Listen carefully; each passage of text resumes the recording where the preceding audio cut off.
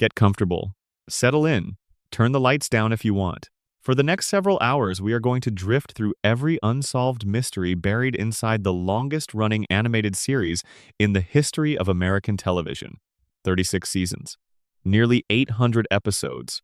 One impossible town that has been quietly hiding its secrets in plain sight since December of 1989. You do not need to focus.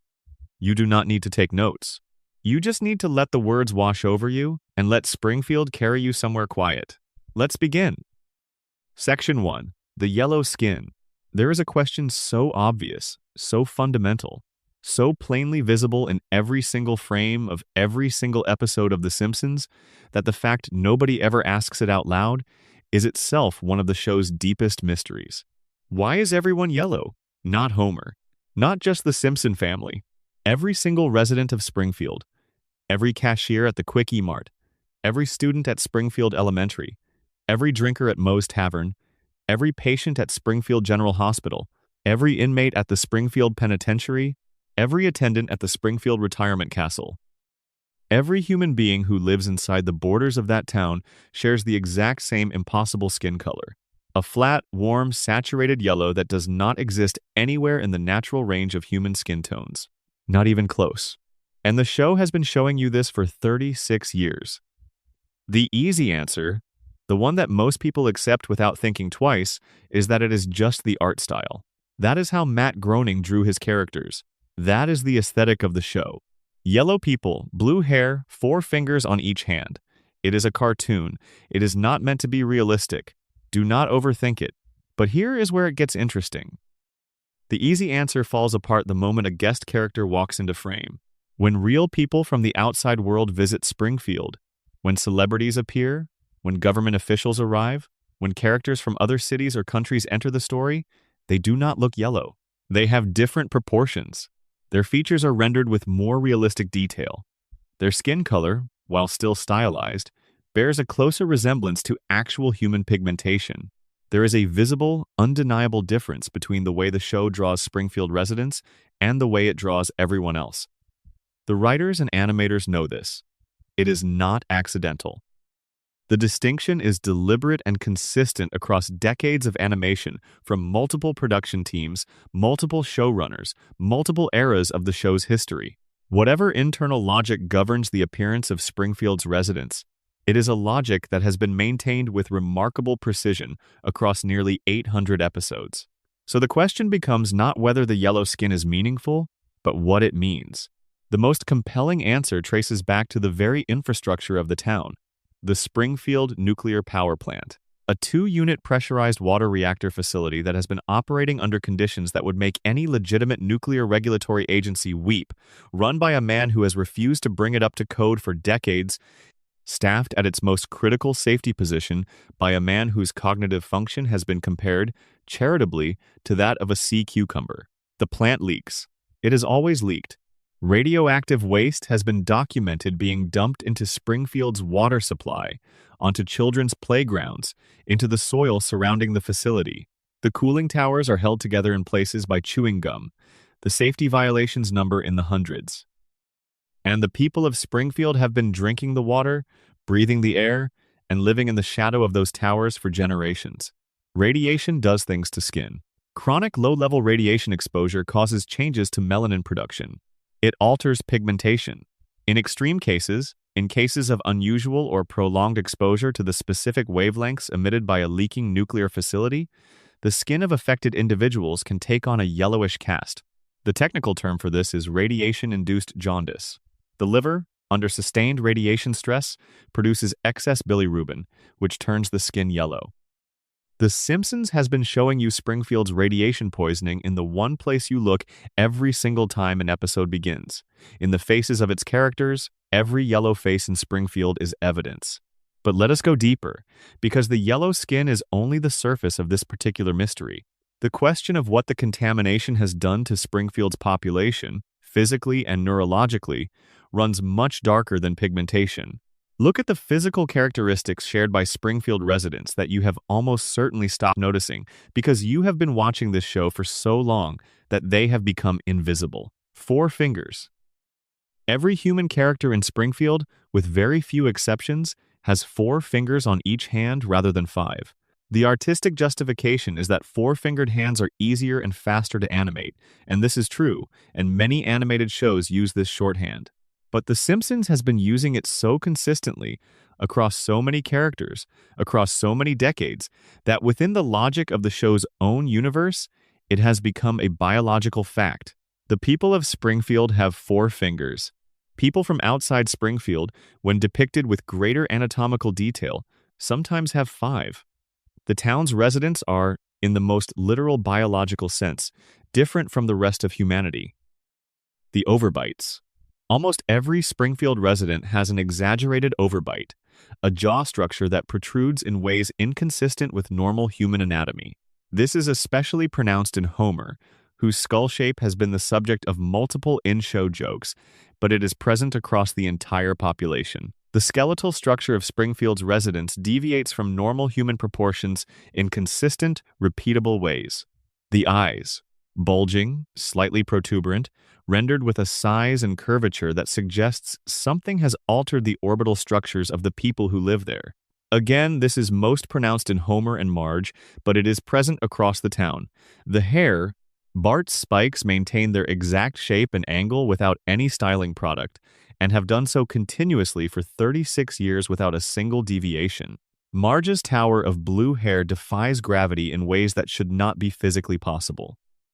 Homer's distinctive ring of hair around an otherwise bald scalp has remained perfectly consistent across decades. The hair of Springfield residents behaves as though it has been permanently fixed, as though the cellular structure responsible for hair growth has been altered in some fundamental way. Now, a defender of the art style explanation would say that all of these features are simply the result of Groening's original character designs, maintained for consistency, stylized for comedic and aesthetic effect. And that defense holds up when you are looking at any individual feature in isolation. But when you step back and look at the full picture, when you consider all of these deviations together, in every character, in every episode, across the entire history of the show, something else starts to emerge. The people of Springfield look mutated. Not dramatically, not in the science fiction sense of tentacles and glowing eyes, but in the subtle, insidious, accumulating way that environmental toxins actually do alter biology over generations. Small deformities, consistent physiological variations, changes to skin pigmentation and skeletal structure and neural function that would, in a real population, be entirely consistent with multi-generational exposure to low-level radiation from a leaking nuclear facility. The show has actually told you this directly. It just did so in a scene that is so bizarre and funny that most viewers remember it as a gag rather than as a revelation. In one of the most famous scenes in the series, Homer visits a doctor who proceeds to inform him, with clinical calm, that his body contains every disease known to medical science. All of them, simultaneously. The doctor explains this as a kind of biological gridlock. Homer's diseases are all present at once, each one preventing the others from progressing, creating a state of perfect pathological equilibrium. The doctor calls it Three Stooges syndrome, comparing it to multiple people trying to fit through a doorway at the same time. Nobody gets through. Burns's physician uses the same framing later in the series for Burns himself. A body carrying every known disease simultaneously is not a healthy body. It is a body that has been so thoroughly compromised, so fundamentally altered at the immunological level, that normal biological categorization has broken down entirely. The immune system has stopped distinguishing between self and pathogen. The cellular regulatory mechanisms that normally prevent disease proliferation have failed so completely that the body has essentially become a living petri dish, maintaining a kind of terrible homeostasis through sheer volume of infection. That is not cartoon silliness. That is a description of what chronic radiation exposure does to the human immune system over time. The yellow skin is the most visible symptom. But the 4 fingers and the overbites and the unusual hair and the superhuman pain tolerance and the bizarrely altered immune systems, all of it points in the same direction. The people of Springfield are not simply stylized cartoon characters. Within the show's own internal logic, they are a population that has been physically transformed by the environment they live in. And here is the detail that makes this theory genuinely unsettling rather than merely interesting. The transformation is heritable. Bart, Lisa, and Maggie were all born in Springfield to parents who had already been living in the contaminated environment for years before their children arrived. All three children display the same physical characteristics as every other Springfield resident.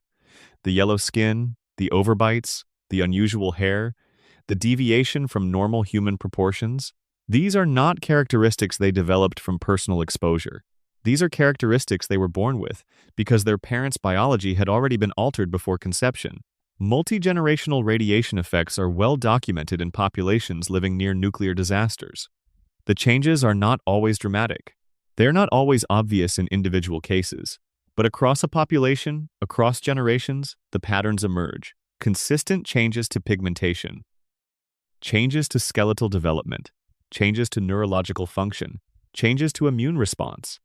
Springfield has been running this experiment on its entire population for decades, and the results are sitting right there in the opening credits, in the yellow faces streaming past you before the couch gag even begins. There is one more layer to the yellow skin mystery that deserves attention because it connects the visible symptoms to something much darker happening beneath the surface. The neurological effects. Homer Simpson has an IQ that the show's own creator has placed at 55. This is not a casual estimate. The show has depicted Homer undergoing intelligence testing on multiple occasions, and the results are consistently described as catastrophically low. The show has also depicted the specific mechanism responsible: a crayon, lodged in Homer's brain since childhood, physically blocking normal neurological function, its presence somehow overlooked by every doctor Homer has ever visited in Springfield. But here is the question nobody asks about the crayon. What made it possible? A crayon lodged in a child's brain is not a subtle thing. It causes symptoms. It causes measurable changes in cognitive function. It shows up on imaging. The fact that Homer's crayon went undetected by the Springfield medical establishment for his entire childhood, his entire adolescence, his entire adult life until a specific plotline required its discovery, suggests one of two things. Either the medical professionals of Springfield are catastrophically incompetent, or they are looking at Homer's brain scans and seeing something so normalized, so consistent with what they see in every other Springfield brain, that a object embedded in the prefrontal cortex does not stand out as unusual. A population with chronic neurological damage from radiation exposure would present with abnormal brain imaging as a baseline. Every scan, every patient would show some degree of irregularity. In that context, a crayon in Homer's brain might genuinely be indistinguishable from the background noise of radiation damage that every Springfield resident carries. The doctors are not missing the crayon because they are incompetent. They are missing it because they have been trained to treat as normal a level of neurological abnormality that, in any uncontaminated population, would trigger immediate intervention. And if the medical establishment of Springfield has been calibrating its standards of normalcy around a radiation-damaged baseline, then the question of what a healthy Springfield resident would look like has no answer. Because there are no healthy Springfield residents. There are only people at different stages of the same ongoing process of contamination. The yellow skin is not a cartoon convention. It is the color of a town that has been slowly poisoned for so long that the poisoning has become invisible. It is the color of accumulated damage rendered beautiful by familiarity. It is the color of a people who have been told, implicitly and explicitly, their entire lives, that this is simply how things look around here. And every time the opening credits roll, every time those warm yellow faces fill the frame, you are looking at 36 years of evidence that nobody in Springfield has ever been healthy. They just do not know it. And neither for a very long time did we. If you are watching this from another part of the world, drop your location and time in the comments. And if this is the kind of thing that helps you relax and drift off, make sure you are subscribed so you never miss one. Section 2. The Nuclear Plant. Let us talk about the Springfield Nuclear Power Plant, not as background scenery, not as a running joke about Homer's incompetence or Burns's greed, as the central fact of Springfield's existence, as the engine that drives every theory, every mystery, every impossibility we are going to explore tonight. Because once you understand what the plant actually is and what it has actually done to this town, everything else about Springfield starts to make a different kind of sense. The plant is a 2-unit pressurized water reactor facility. It generates the electricity that powers Springfield. It employs a significant portion of the town's workforce. It is owned and operated exclusively by Charles Montgomery Burns, the wealthiest and most powerful individual in Springfield's history. And it is, by any reasonable measure, one of the most comprehensively dangerous industrial facilities that has ever been depicted in fiction. The violations alone: a surprise safety inspection documented 342 individual code violations within the plant. 342. The estimated cost of remediation, of bringing the facility up to legally required safety standards, was $56 million. Burns declined to spend it, not because the money was beyond his means. Burns is a billionaire many times over, and $56 million is, by his own standards, a rounding error. He declined because spending the money would require acknowledging that the violations existed, and acknowledging their existence would open the door to questions about what they had already done. What they had already done to the water, what they had already done to the soil, what they had already done to the people. The specific violations the show has documented over the years are not abstract regulatory failures. They are concrete, physical, ongoing acts of contamination. Radioactive waste being dumped directly into the waterways that supply Springfield's drinking water. Radioactive material deposited on the grounds of children's playgrounds. Plutonium being used as a paperweight on an employee's desk, sitting in the open air of an office where people work and breathe for 8 hours a day. Cooling towers with structural cracks that have been patched with chewing gum rather than repaired with materials designed to contain nuclear material. And then there are the luminous rats. The Springfield nuclear power plant has rats. This is mentioned in the show without emphasis, as a background detail, as something apparently unremarkable enough that it does not require investigation. But the specific characteristic of these rats, the thing that distinguishes them from ordinary facility pests, is that they glow. They are luminous. Their bodies emit visible light because they have absorbed so much radioactive material from their environment that bioluminescence has become a side effect of their basic existence. The plant's rodent population is radioactive enough to glow in the dark, and this has apparently been the case for long enough that it has been normalized. Nobody at the plant reports it as an emergency. Nobody requests an immediate shutdown pending investigation. The rats glow, and the plant keeps running. Then there is the detail that the show drops with particular casualness and never revisits. During the initial safety inspection, in the bowels of the facility, inspectors find skeletons. Human skeletons. In the basement of an active nuclear power plant. The show notes this and moves on. No investigation. No identification of remains. No inquiry into how human beings ended up dead inside a working reactor facility. Just bones, acknowledged and forgotten in the same breath. Think about what this implies. The plant has killed people. Not hypothetically, not in near-miss incidents. People have died inside that facility and been buried there or left there or otherwise disposed of in a manner that resulted in their skeletons being present in the basement decades later. And the response to this discovery, from the safety inspectors, from local authorities, from anyone in a position of oversight, was precisely nothing. This is the environment in which Homer Simpson works.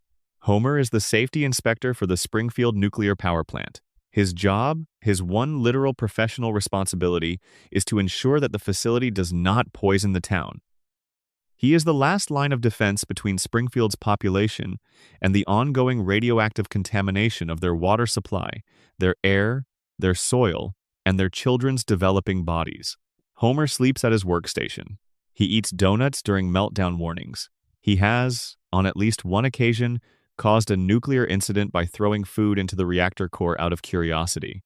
The show has established his IQ at 55.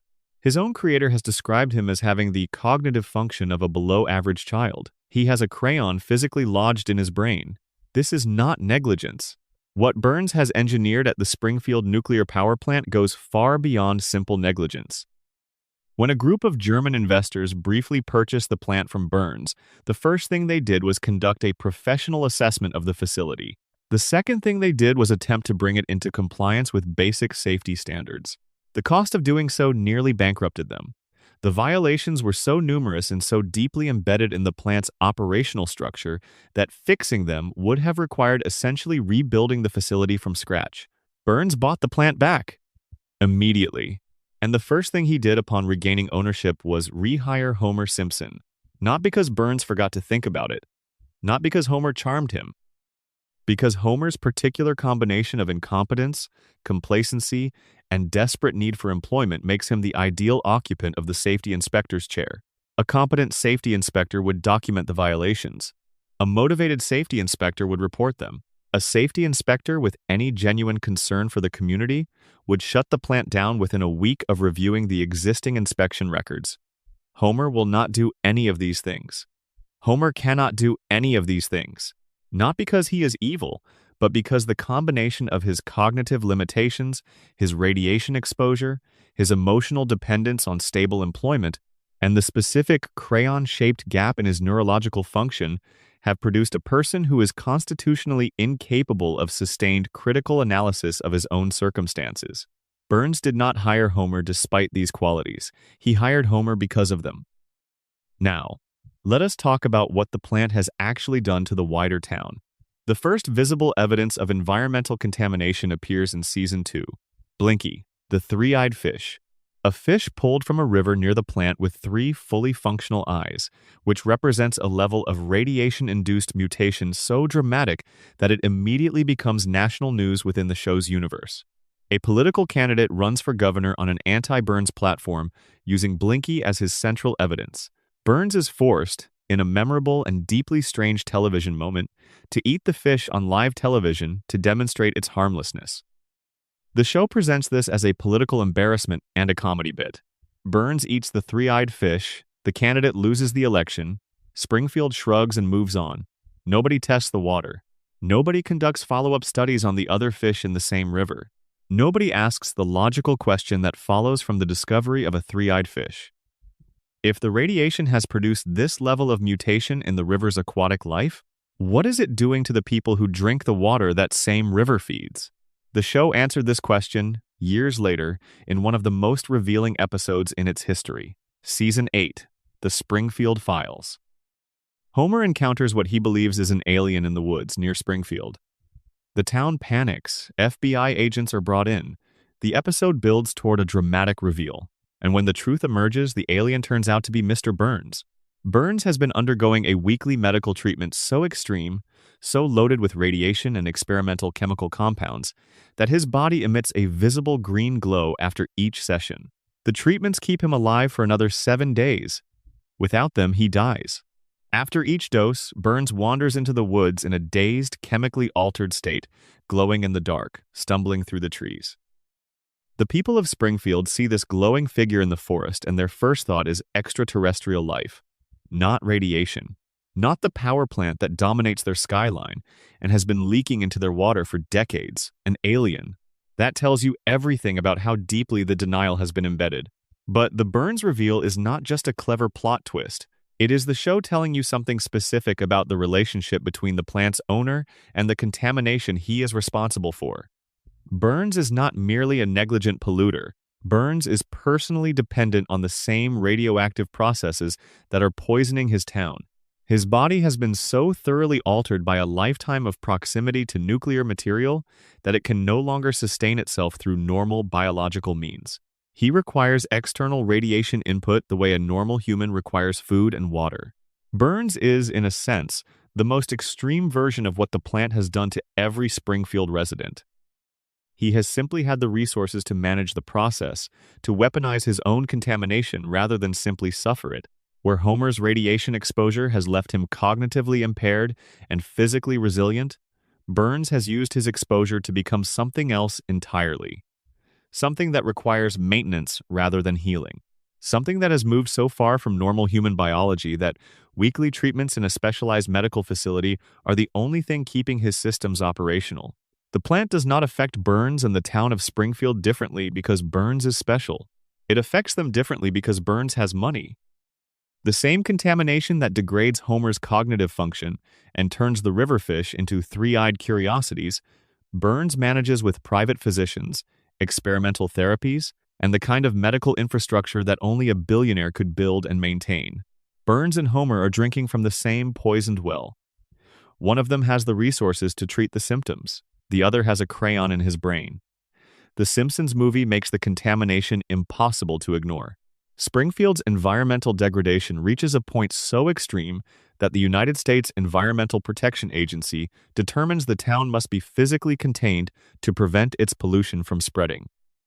They drop a dome over the entire city, a real dome, a massive glass containment structure that seals Springfield off from the rest of the country. Think about what this means within the logic of the show's universe. A real federal agency, operating with real governmental authority, looked at Springfield and concluded that the entire town was so toxic, so fundamentally contaminated, that the only viable solution was to physically quarantine it from the rest of America.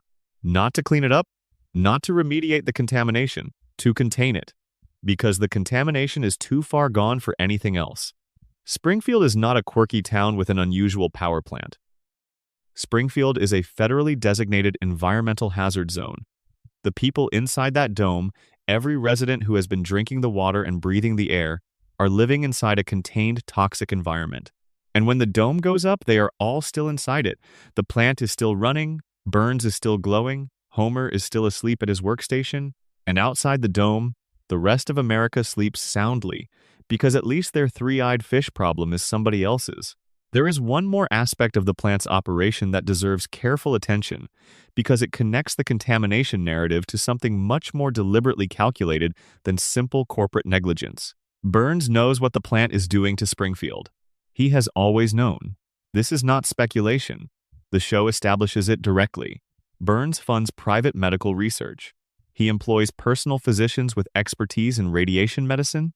He undergoes weekly treatments that are specifically designed to manage the effects of radiation exposure on the human body.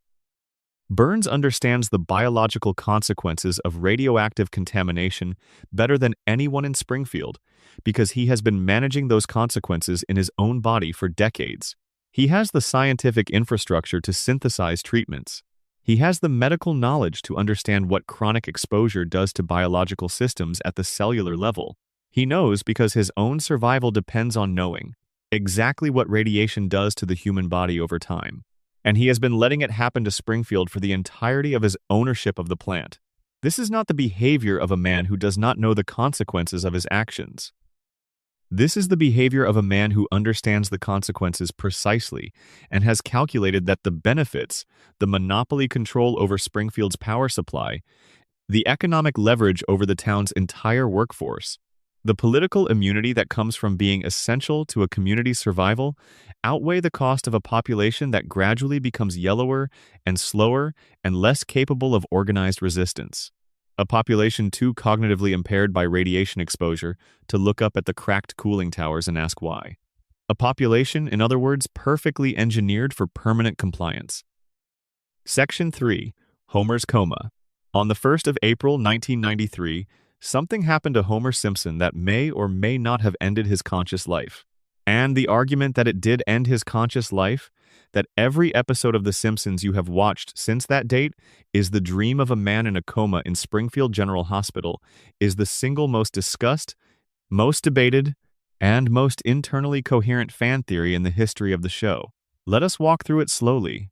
The 18th episode of Season 4 aired on the 1st of April. Its title was So It's Come to This, a Simpsons clip show. The premise was a simple April Fool's story. Bart, escalating a series of pranks on his father, takes one of Homer's beer cans to an auto body shop and places it inside an industrial paint shaker. When Homer opens the can, the resulting explosion is violent enough to send him to the hospital. This is already unusual territory for The Simpsons. Homer in the hospital, recovering from a genuine injury sustained in a specific plot, is more grounded than much of what the show would later become. But it is what happens next that the coma theory hinges on. Homer, lying in his hospital bed, spots a vending machine across the room. He reaches for a candy bar. The machine tips forward. It falls. And Homer Simpson, who has survived explosions and car crashes and falls from enormous heights, is crushed by a vending machine and put into a genuine clinical coma. Not a cutaway gag, not a dream sequence, a real coma. The show depicts the flat line on Homer's monitor. The family gathers around his bed. 7 weeks pass. Then Homer wakes up. Bart tearfully confesses at his bedside. Homer grabs him by the throat in his characteristic strangling motion. Everyone laughs. The family drives home. Everything appears to return to normal, except for one detail. One piece of information that the episode drops in its final moments, presents as a punchline, and then never returns to. Homer lost 5% of his brain function during the coma. 5%, gone permanently, never recoverable. And Homer's response to learning that he is now permanently brain damaged is to laugh, even though in the same breath he admits he does not know why he is laughing. This is the foundation of the coma theory. Not the coma itself, but the specific neurological detail attached to it. Homer's brain was damaged. Measurably, documentably, permanently damaged. And then, according to the official narrative, he went home and resumed his life. The coma theory argues that he did not resume his life, that the waking Homer in that hospital room is not actually waking, that the brief moment of apparent consciousness before the strangling and the family laughter is itself part of the dream, that Homer never truly regained consciousness after the vending machine fell, that every single episode that has aired since the 1st of April 1993 exists inside the mind of a comatose man lying in a hospital bed, slowly losing brain function over the course of decades.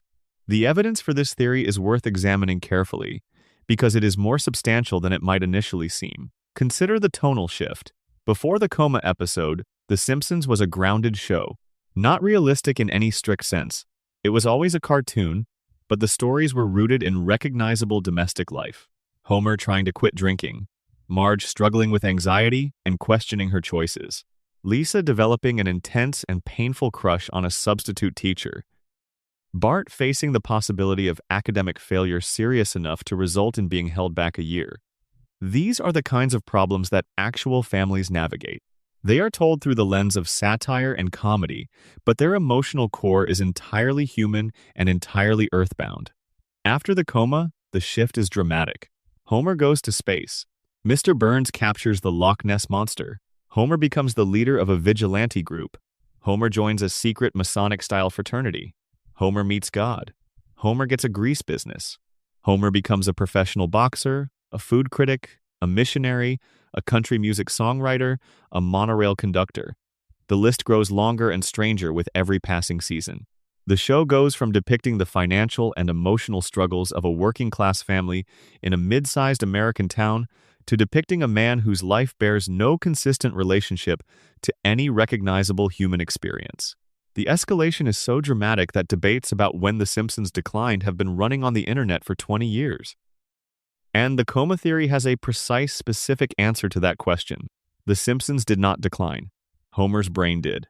Every increasingly surreal plotline, every wildly improbable adventure, every celebrity encounter, an international journey and physical impossibility, these are not the product of writers who ran out of ideas and reached for spectacle. They are the product of a dreaming mind progressively losing its grip on coherent narrative. The early post-coma episodes are relatively grounded because the damage is recent and the brain is still capable of generating something close to realistic simulation. As the coma deepens, as the weeks and months and years of unconsciousness accumulate, the brain's capacity for coherent narrative generation degrades. The dreams become stranger.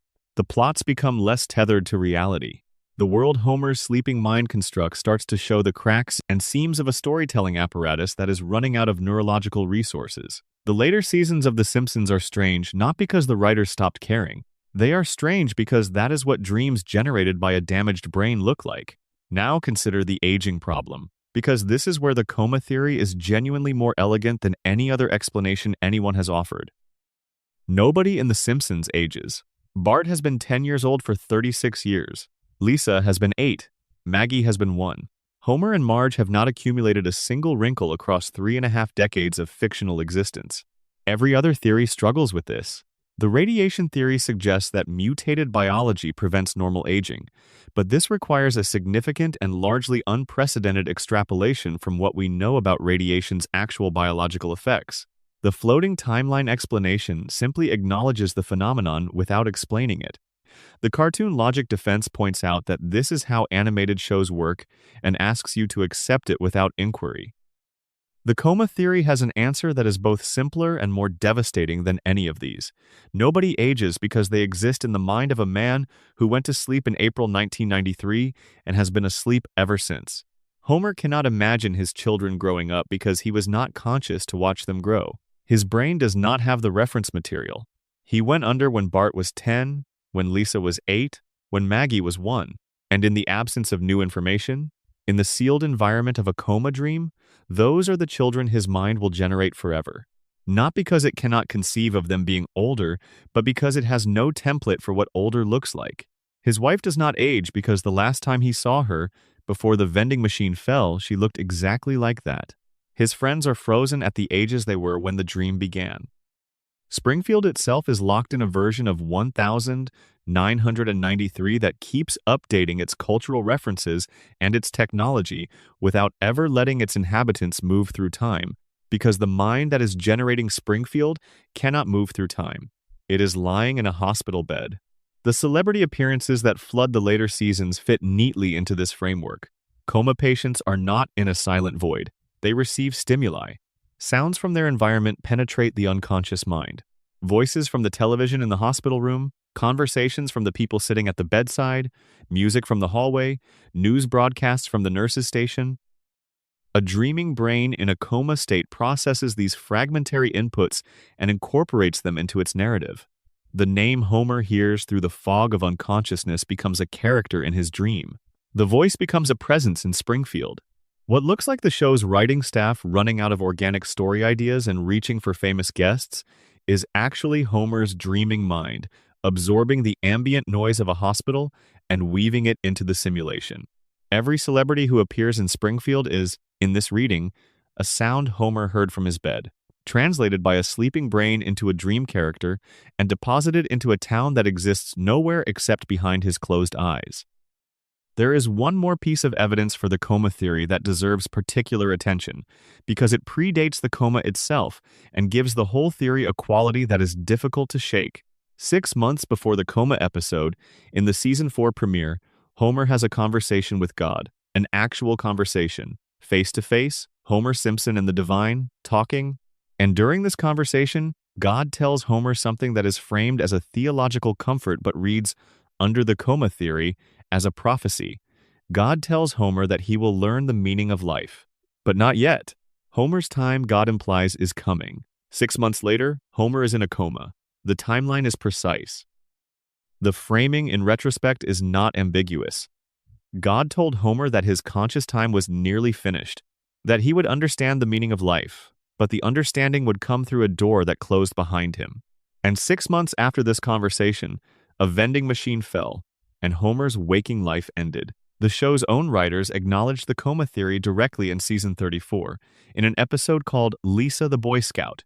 They created and leaked a fake deleted scene in which Homer wakes up from a long coma and explicitly acknowledges that everything since season 4 has been a dream.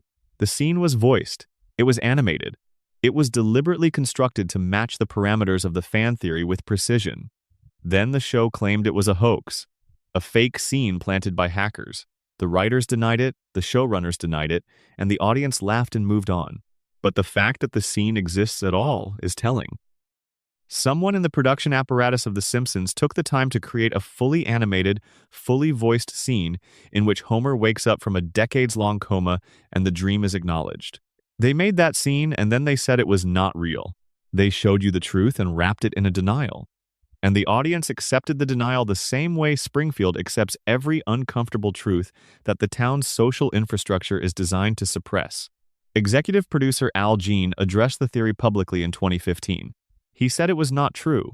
He dismissed it as fan speculation with no basis in the show's actual production history. And that is his right as one of the people responsible for the show.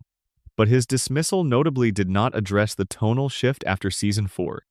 It did not explain why no one ages. It did not engage with the God conversation from 6 months before the coma.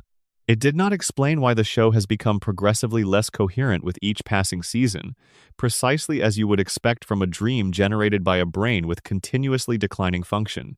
He said it was not true. And then the theory lived on, because the evidence baked into the show's structure continued to support it regardless of what anyone said. Here is the part of the coma theory that stays with you. If Homer has been dreaming since 1993, the emotional core of what he is dreaming about is not adventure. It is not comedy.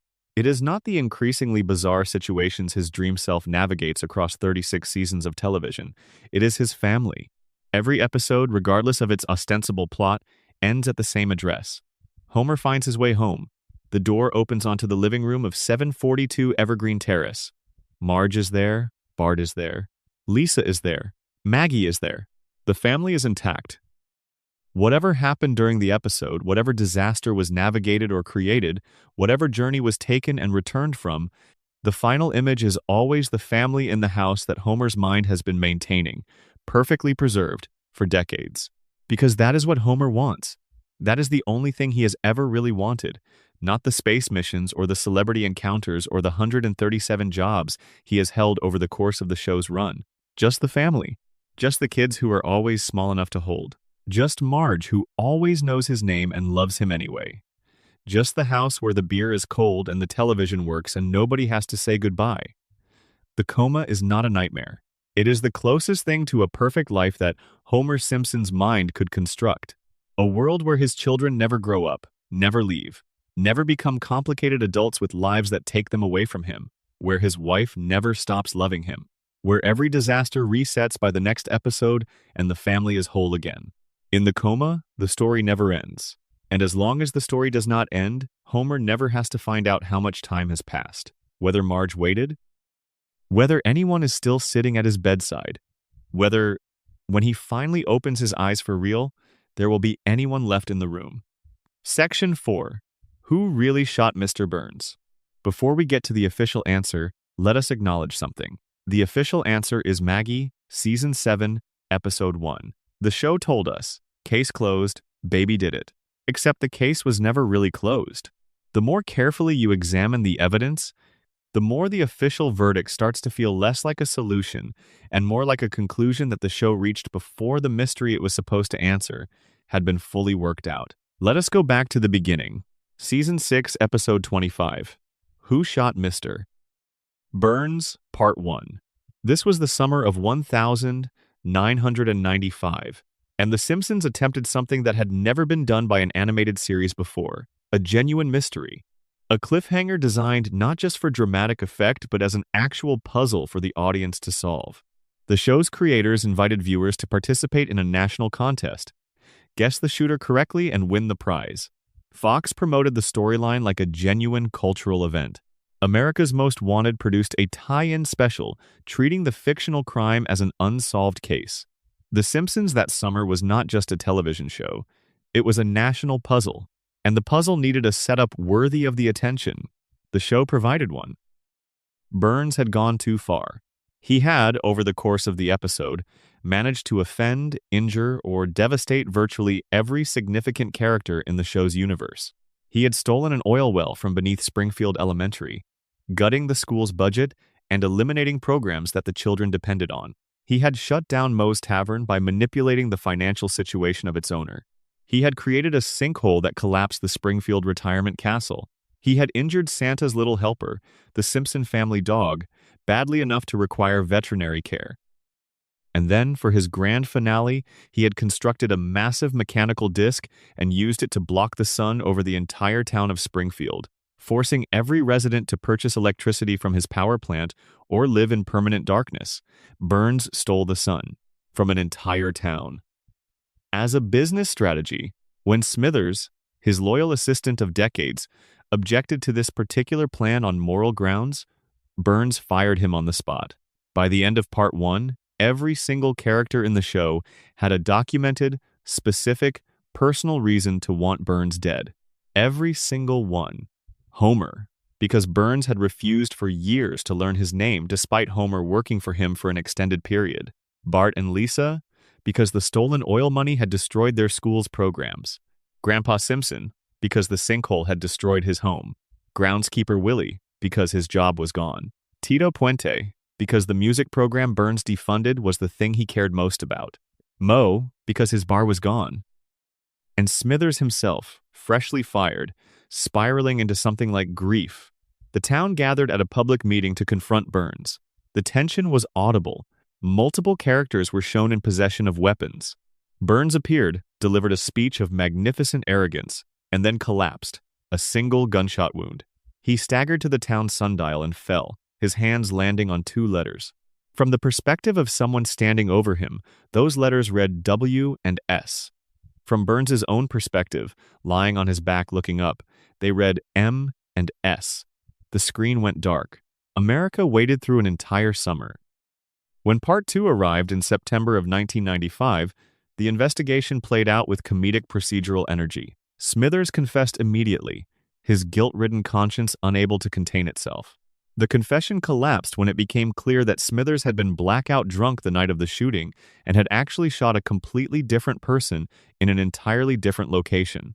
He shot Jasper, the elderly man with the wooden leg, in his wooden leg, not Burns. Wrong victim, wrong crime, wrong location. One by one, the suspects were eliminated. Principal Skinner had an alibi. Moe had an alibi. Tito Puente had what might be the most memorable alibi in television history, a full musical number demonstrating that he had channeled his rage into artistic expression rather than attempted murder. Then, the investigation found a key piece of evidence: an eyelash on Burns's suit. DNA analysis was conducted. The eyelash belonged to a Simpson. The physical evidence pointed to Homer. His fingerprints were found on the weapon. His motive was, arguably, the clearest of anyone in town. He had spent years being ignored and humiliated by his employer, his name forgotten repeatedly, his dignity regularly compromised, until the accumulated weight of it had apparently pushed him to a breaking point. Homer was arrested. He was about to be convicted, and then Burns woke up from his own coma. He looked around the hospital room. He identified his shooter, and the answer was Maggie, baby Maggie Simpson. According to Burns, he had encountered Maggie in the parking lot after the town meeting. He attempted to take her lollipop.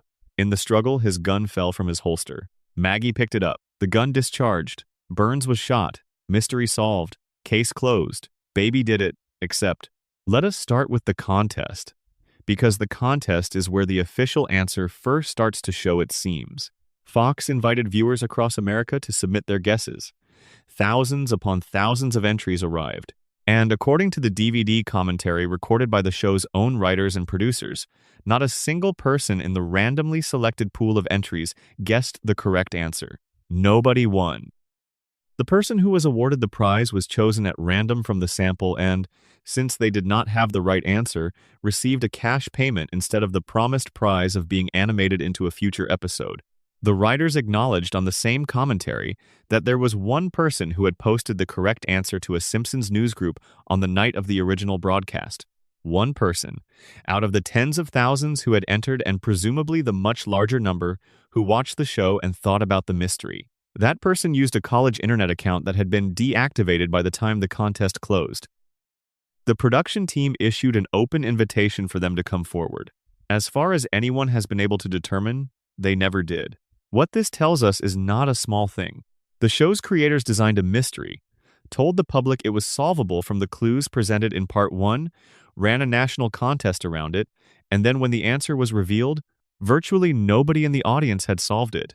Either the clues were genuinely inadequate for the conclusion they were meant to support, the red herrings were so effective they overwhelmed the actual evidence, or the answer did not emerge logically from the evidence the way the show claimed. Any honest examination suggests a combination of all three. Now let us look at the clues themselves.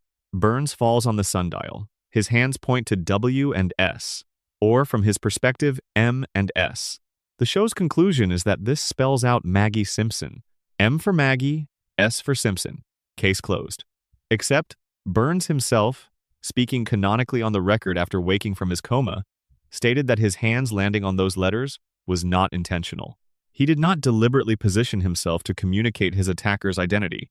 He just fell. The sundial landing was a coincidence, acknowledged by the only person who was actually in the moment. The central piece of physical evidence pointing to Maggie, the detail that supposedly confirms the official verdict, was explicitly described as meaningless by the victim it supposedly came from. Then there is the matter of the gun. Burns carried a gun in a holster, and the episode establishes, before the shooting, that the holster is empty. Burns's gun was already missing from his person when he walked into the town meeting.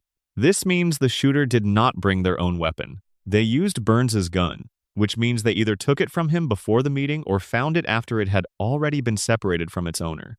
This is significant because most of the characters at the meeting were already armed. They had brought weapons to the confrontation specifically because they were angry enough at Burns to consider violence. The person who shot Burns was someone who had not pre-planned the act. Someone who did not bring a gun because they were not planning to shoot anyone. Someone who encountered Burns's gun under circumstances that allowed for an impulsive decision. A baby finding a gun on the ground fits this profile. But so does a substantial number of other characters who were not carrying weapons that evening. And then there is what Burns said as he was shot. Burns's last words before the bullet hit him were these: "Oh, it's you. Not you." Not the surprise of someone confronted by an attacker. "Oh, it's you." The phrasing of recognition. The greeting of someone who has encountered a familiar presence. The relaxed acknowledgement of someone who does not, in the moment of recognition, perceive themselves to be in danger. The question is whether Burns has a prior relationship with Maggie Simpson that would justify this response. Has Burns ever meaningfully interacted with Maggie before this episode? Does he know her in any specific way? The show does not establish this. Burns barely remembers Homer's name and Homer works for him. The idea that Burns would respond to the sight of a baby he has no meaningful prior relationship with by saying, "Oh, it's you," as though greeting a familiar acquaintance, does not fit. But there are characters in Springfield with whom Burns has a prior relationship. Characters who he would recognize on sight. Characters whose presence, in that moment, would elicit exactly the kind of relaxed, familiar acknowledgement that his words suggest. Season 18 of The Simpsons includes a throwaway moment that has never been adequately explained. Homer, in the course of a conversation, casually states that he was the one who shot Burns. He says this out loud, on camera, and nobody reacts. Nobody investigates. Nobody reopens the case. Homer Simpson confesses to the attempted murder of the richest man in Springfield, and the show treats it as a line that does not require follow-up. Either Homer is lying for reasons related to his character, which is entirely possible given that Homer frequently claims credit for and responsibility for things he did not actually do, or the original verdict was wrong and Homer knows it because he is the person who actually pulled the trigger. One of the most compelling alternate theories comes from the observation that the person Burns would most naturally greet with, "Oh, it's you," is Marge.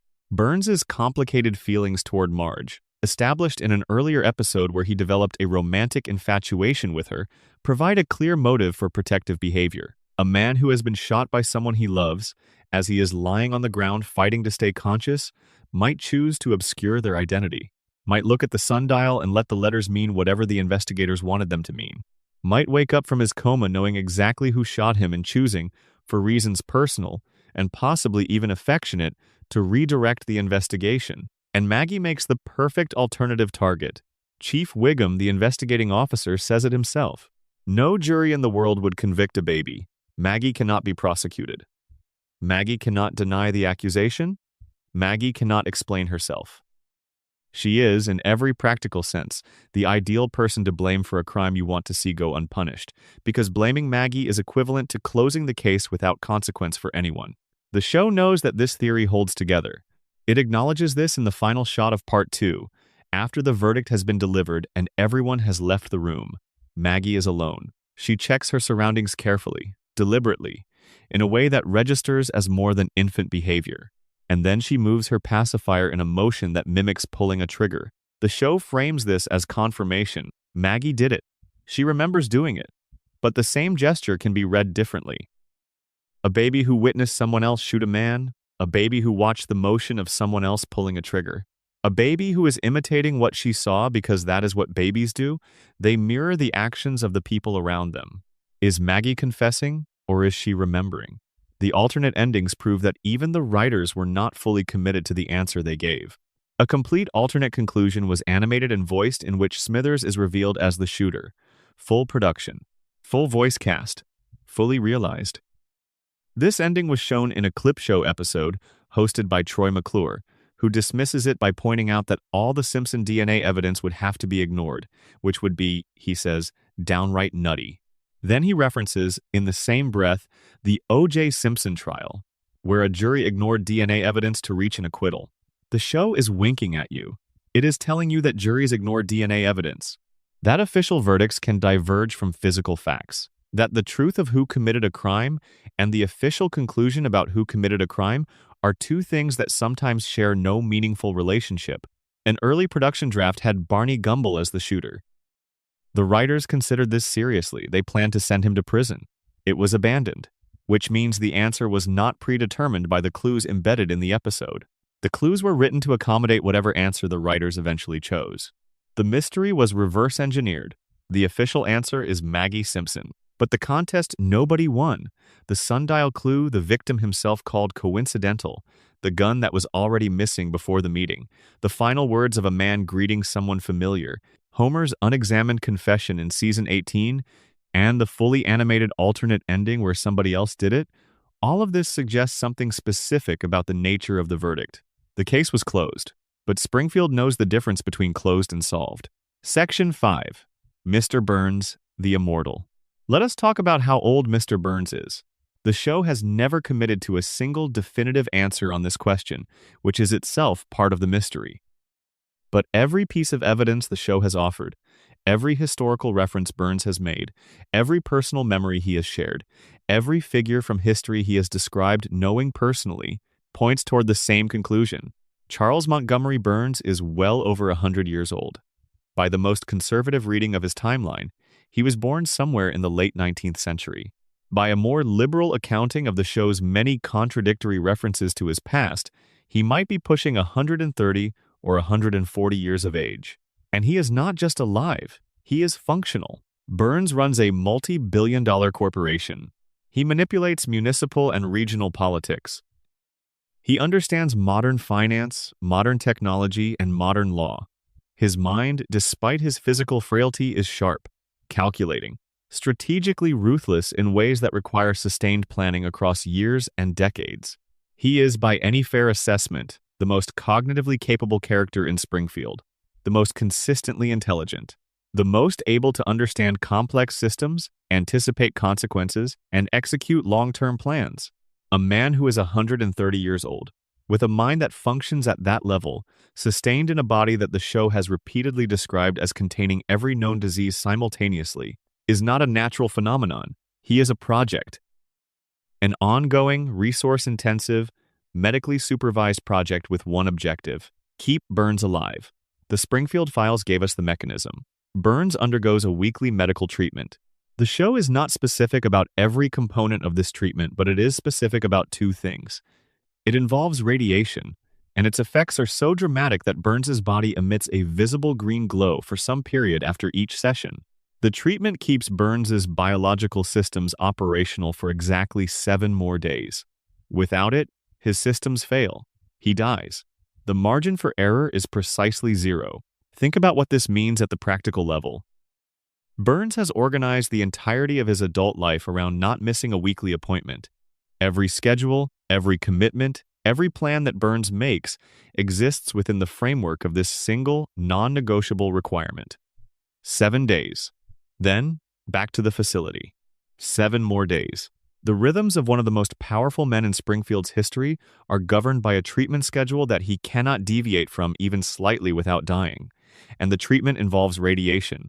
The man who owns a nuclear power plant that has been leaking radioactive material into Springfield's water supply for decades is personally dependent on controlled radiation exposure for his own survival. Burns is not merely a polluter who profits from nuclear power.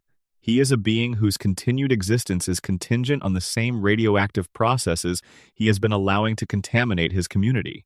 There is something almost symmetrical about this, though the symmetry is deeply grim. Burns's plant is slowly killing Springfield's population through chronic radiation exposure. And Burns himself is being kept alive, week by week, through a process that is essentially the same contamination applied under controlled conditions with the resources of a billionaire's medical infrastructure behind it. Springfield poisons its people with what Burns requires to live. The town is the contamination, and Burns is the most extreme example of what the contamination can produce when it is managed by someone with the means to manage it. Now let us talk about the Three Stooges syndrome, because it is one of the show's most famous comedy moments and also one of its most revealing pieces of world building. Burns visits a doctor who informs him, with complete clinical seriousness, that his body contains every disease known to medical science. All of them. Simultaneously, the doctor explains that this creates a state of biological gridlock. Each disease is present, active, and progressing. But because all of them are progressing at the same time, they are all blocking each other's progress. None of them can kill him because all of them are trying to kill him at once. The doctor calls it Three Stooges syndrome. He compares it to three people trying to walk through a door simultaneously. Nobody moves. The show presents this as absurdist comedy. It is also a precise description of what decades of chronic radiation exposure and experimental medical treatment do to the human immune system. Radiation does not simply cause illness. It causes a kind of immunological chaos. It disrupts the regulatory mechanisms that normally control how the body responds to pathogens and cellular damage. In high enough doses over a long enough period, it creates a system in which the body's defensive and offensive biological processes are all running at maximum capacity simultaneously, each one interfering with the others. The Three Stooges syndrome is not a joke about how sick Burns is. It is a description of what happens to biology that has been so thoroughly compromised by radiation that normal pathological categories no longer apply. Burns's body has moved past the point where individual diseases can be meaningfully distinguished from each other. Everything is trying to kill him. Everything is being stopped by everything else. And the weekly treatments are what maintain this equilibrium. They are not curing anything. They are managing the balance. Adjusting the biological controls that keep every one of Burns's diseases in a state of perpetual stalemate. Take away the treatments and the balance collapses. One disease gains an edge, then another. Within days, the gridlock fails and everything progresses at once.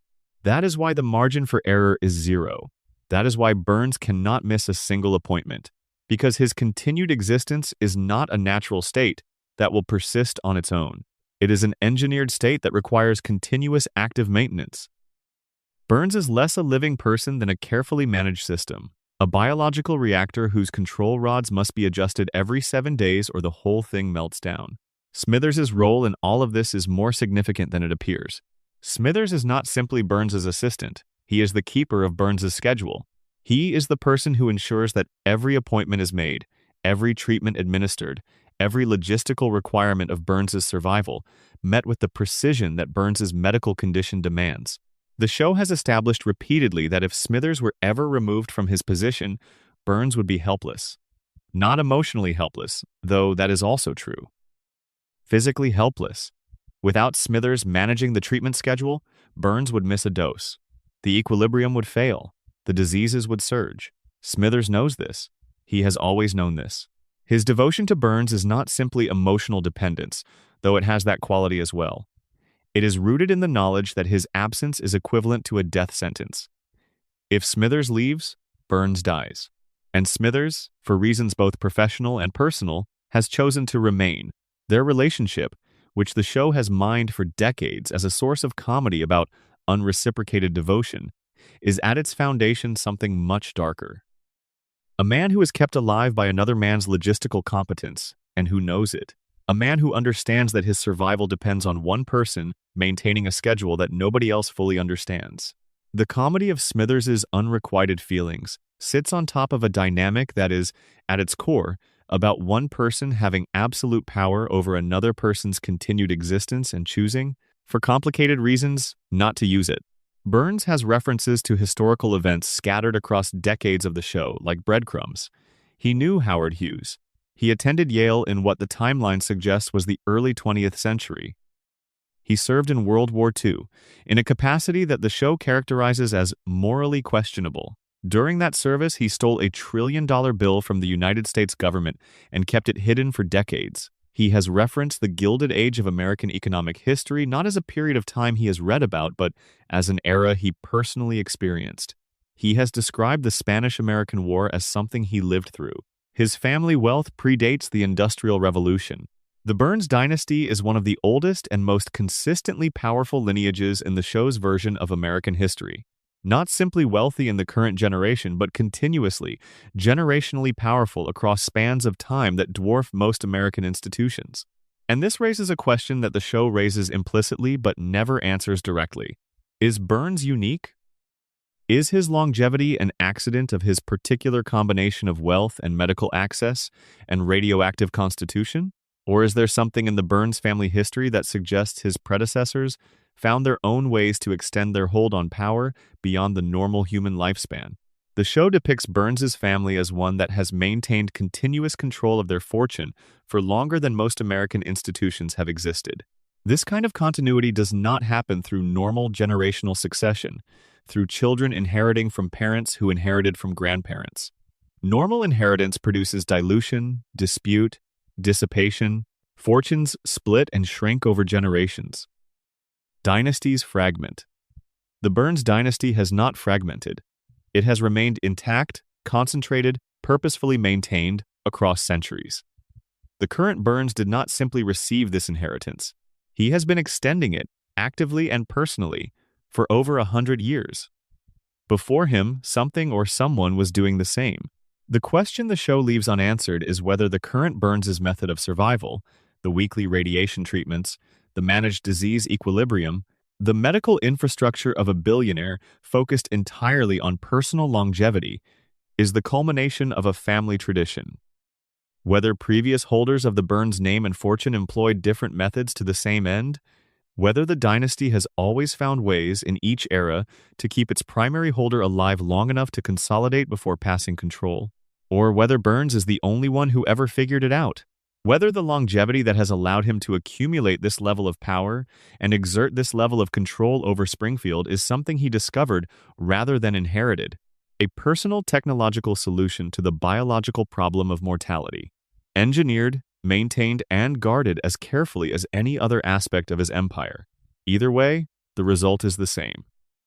Springfield has a ruler who has been ruling for longer than anyone in the town has been alive.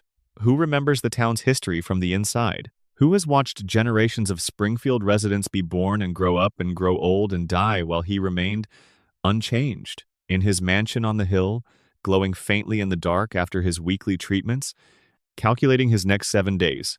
Burns is not immortal. He is something worse. He is too expensive to die. And Springfield will keep paying the price of his survival for as long as he keeps the lights on, which, given his current treatment schedule and the medical infrastructure supporting it, could be forever. Section 6. Maggie Simpson. Let us talk about the quietest member of the Simpson family. Maggie Simpson is 1 year old. She has been 1 year old for 36 years. She communicates through pacifier noises and the occasional pointed expression. She has not, in any canonical sense, developed language. She cannot walk reliably without falling. She is, to every casual observer, a baby, the youngest child, the background presence, the one who sits in the car seat while the more dramatically active members of her family argue around her. She is also, by the weight of accumulated evidence across 3 decades of the show, the most capable person on Evergreen Terrace.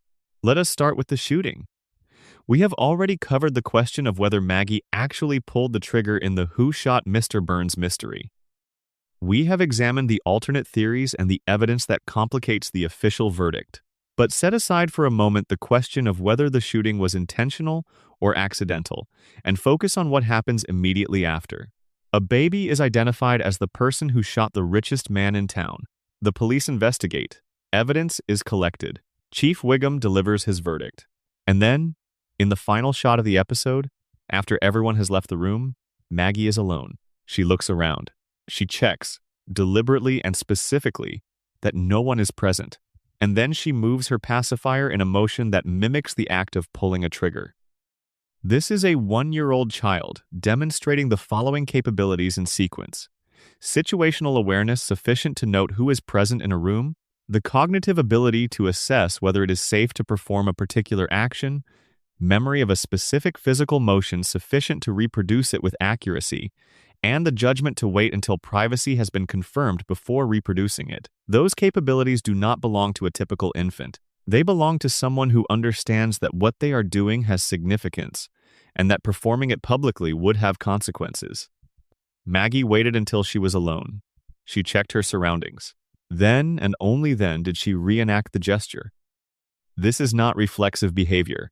This is not a baby randomly moving its mouth. This is behavioral strategy. in a person who is supposed to be too young to have behavioral strategy. Now, let us look at The Longest Daycare. This is a theatrical short film released in 2012, 7 minutes long, screened in cinemas before another film. It received an Academy Award nomination, and it is, across those 7 minutes, one of the most sustained and specific arguments for Maggie's intelligence that the show has ever produced. The setup is simple. Maggie is dropped off at the Ayn Rand School for Tots, a daycare facility run with stern institutional efficiency.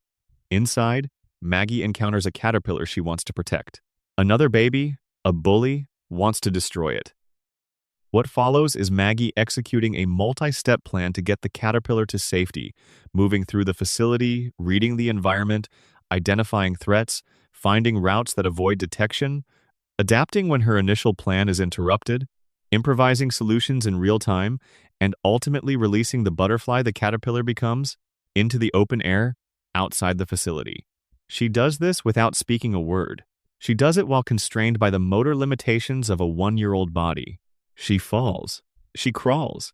She cannot move with the speed her plans require.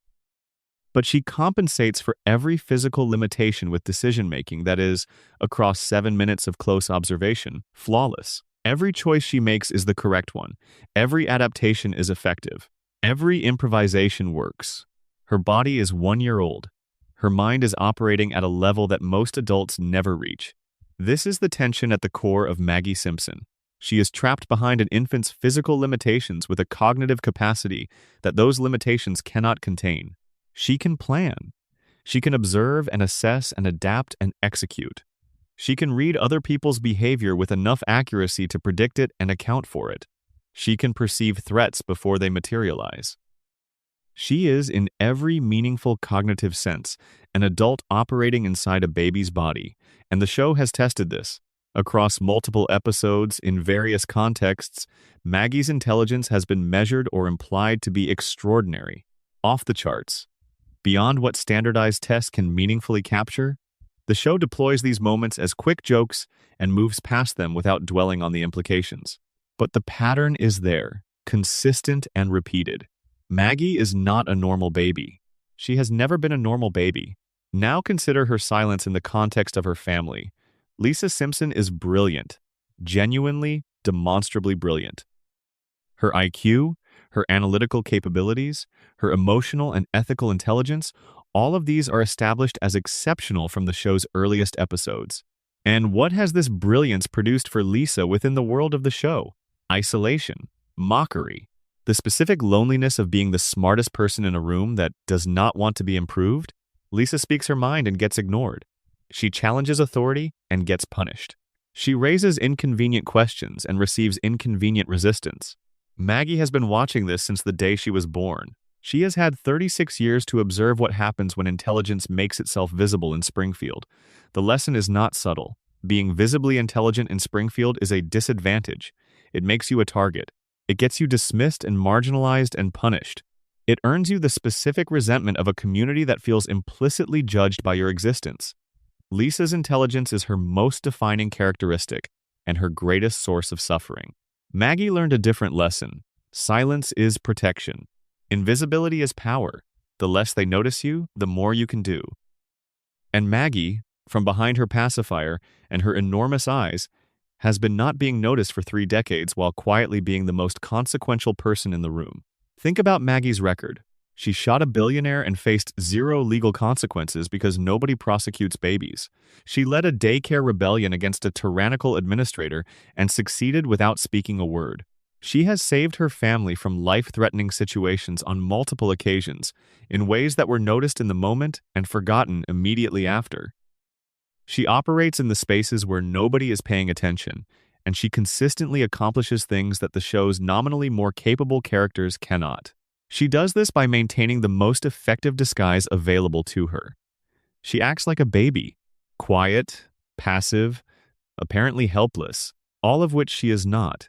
She has spent 36 years performing the role of an ordinary infant while actually being something the show has never found the right framework to fully describe.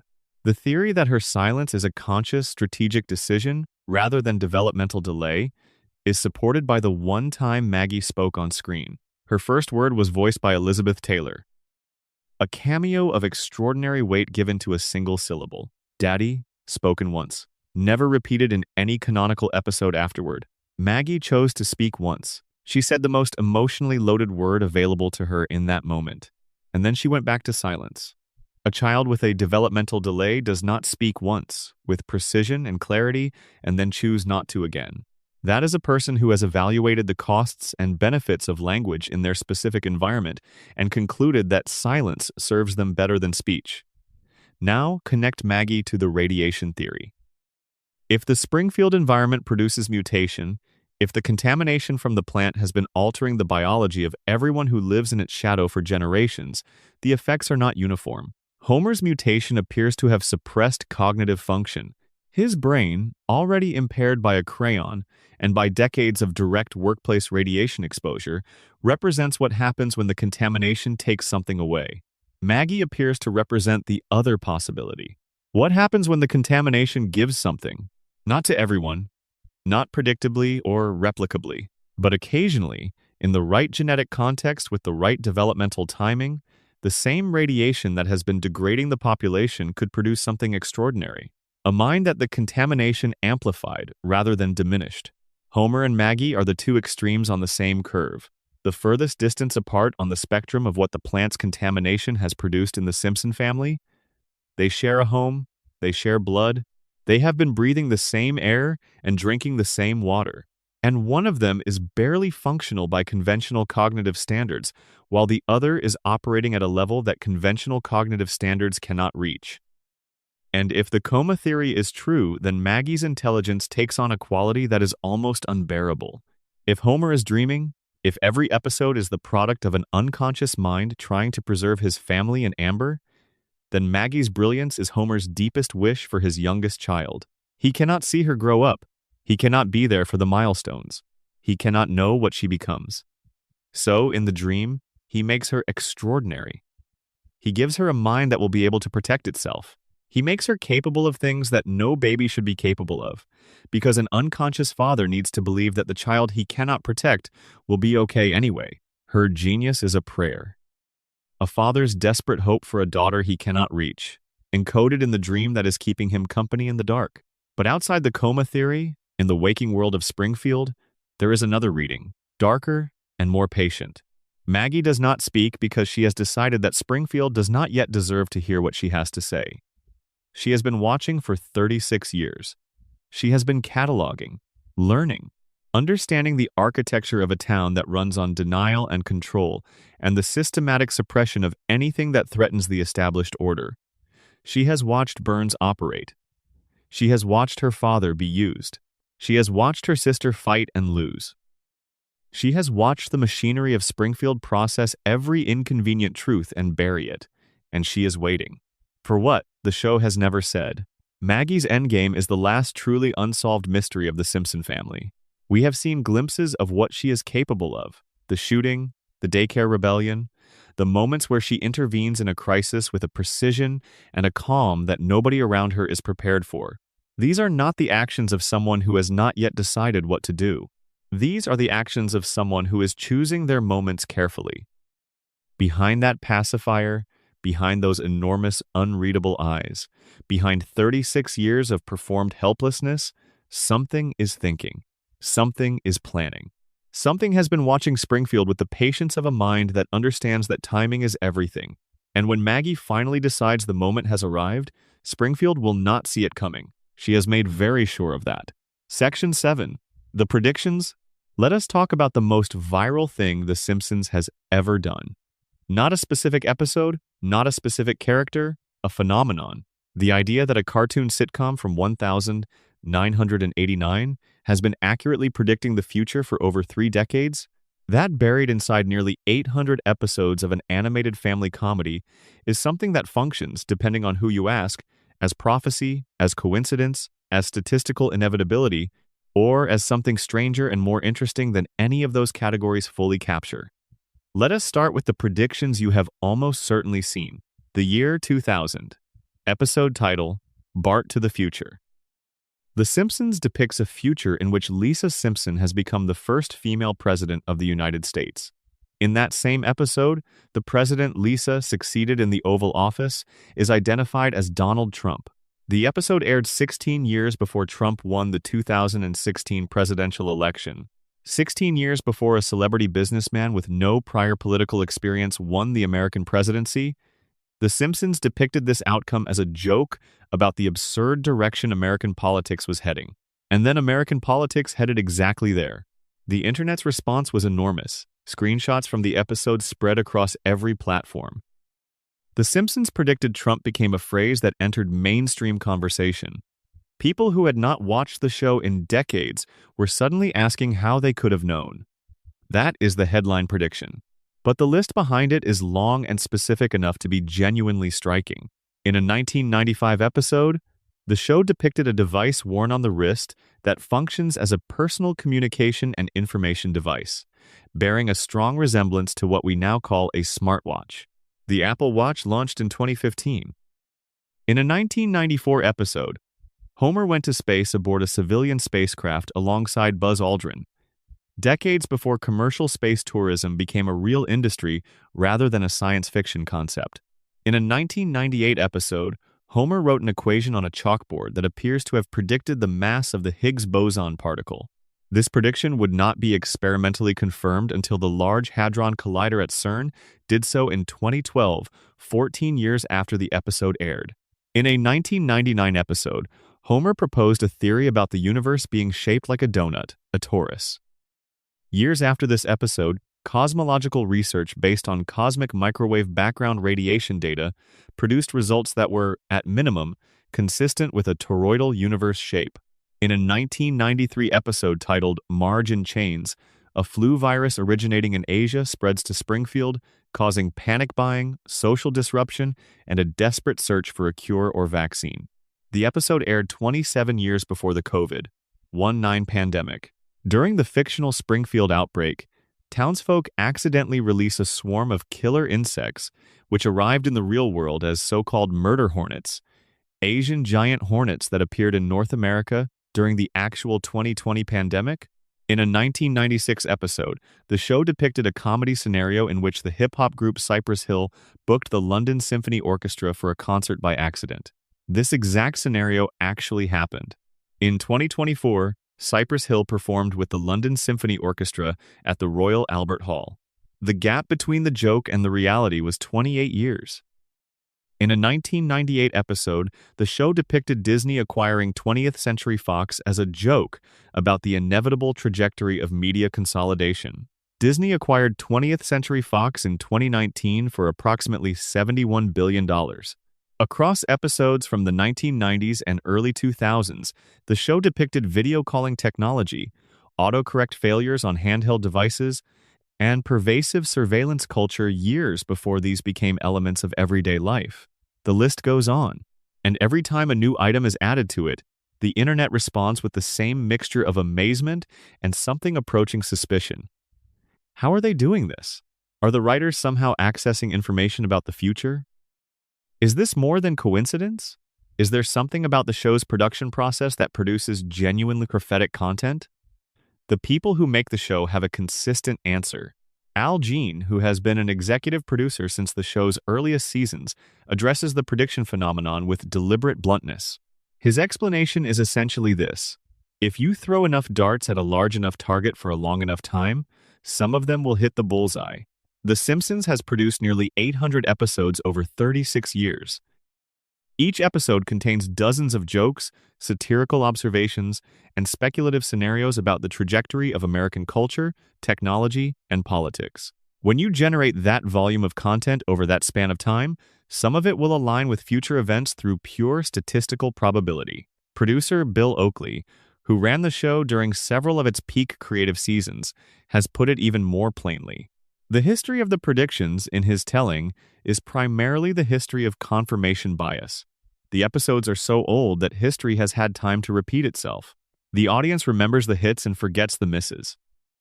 And the misses, of which there are far more, get no screenshots, no viral posts, no think pieces about prophetic television.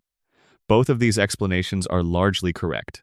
And factual investigators who have examined the most popular claimed predictions have found that many of them are more ambiguous than the screenshots suggest.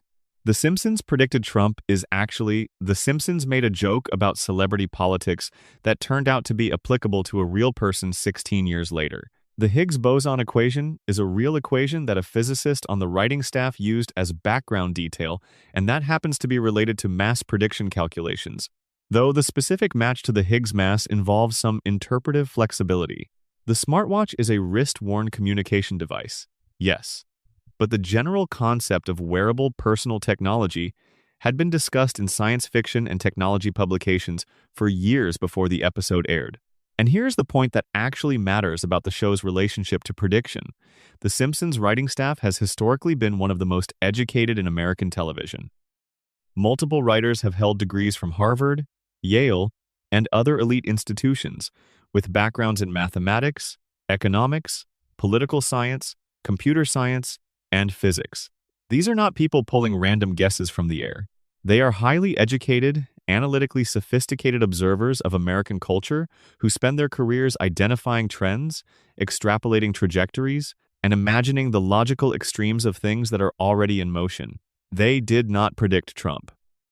They observed that Trump had been publicly flirting with running for president since the late 1980s, that celebrity culture and political culture were converging in ways that would make this progressively more likely rather than less, and they wrote a joke about where that trend was heading. They were not prophets. They were careful readers of a present that most people were not reading carefully enough.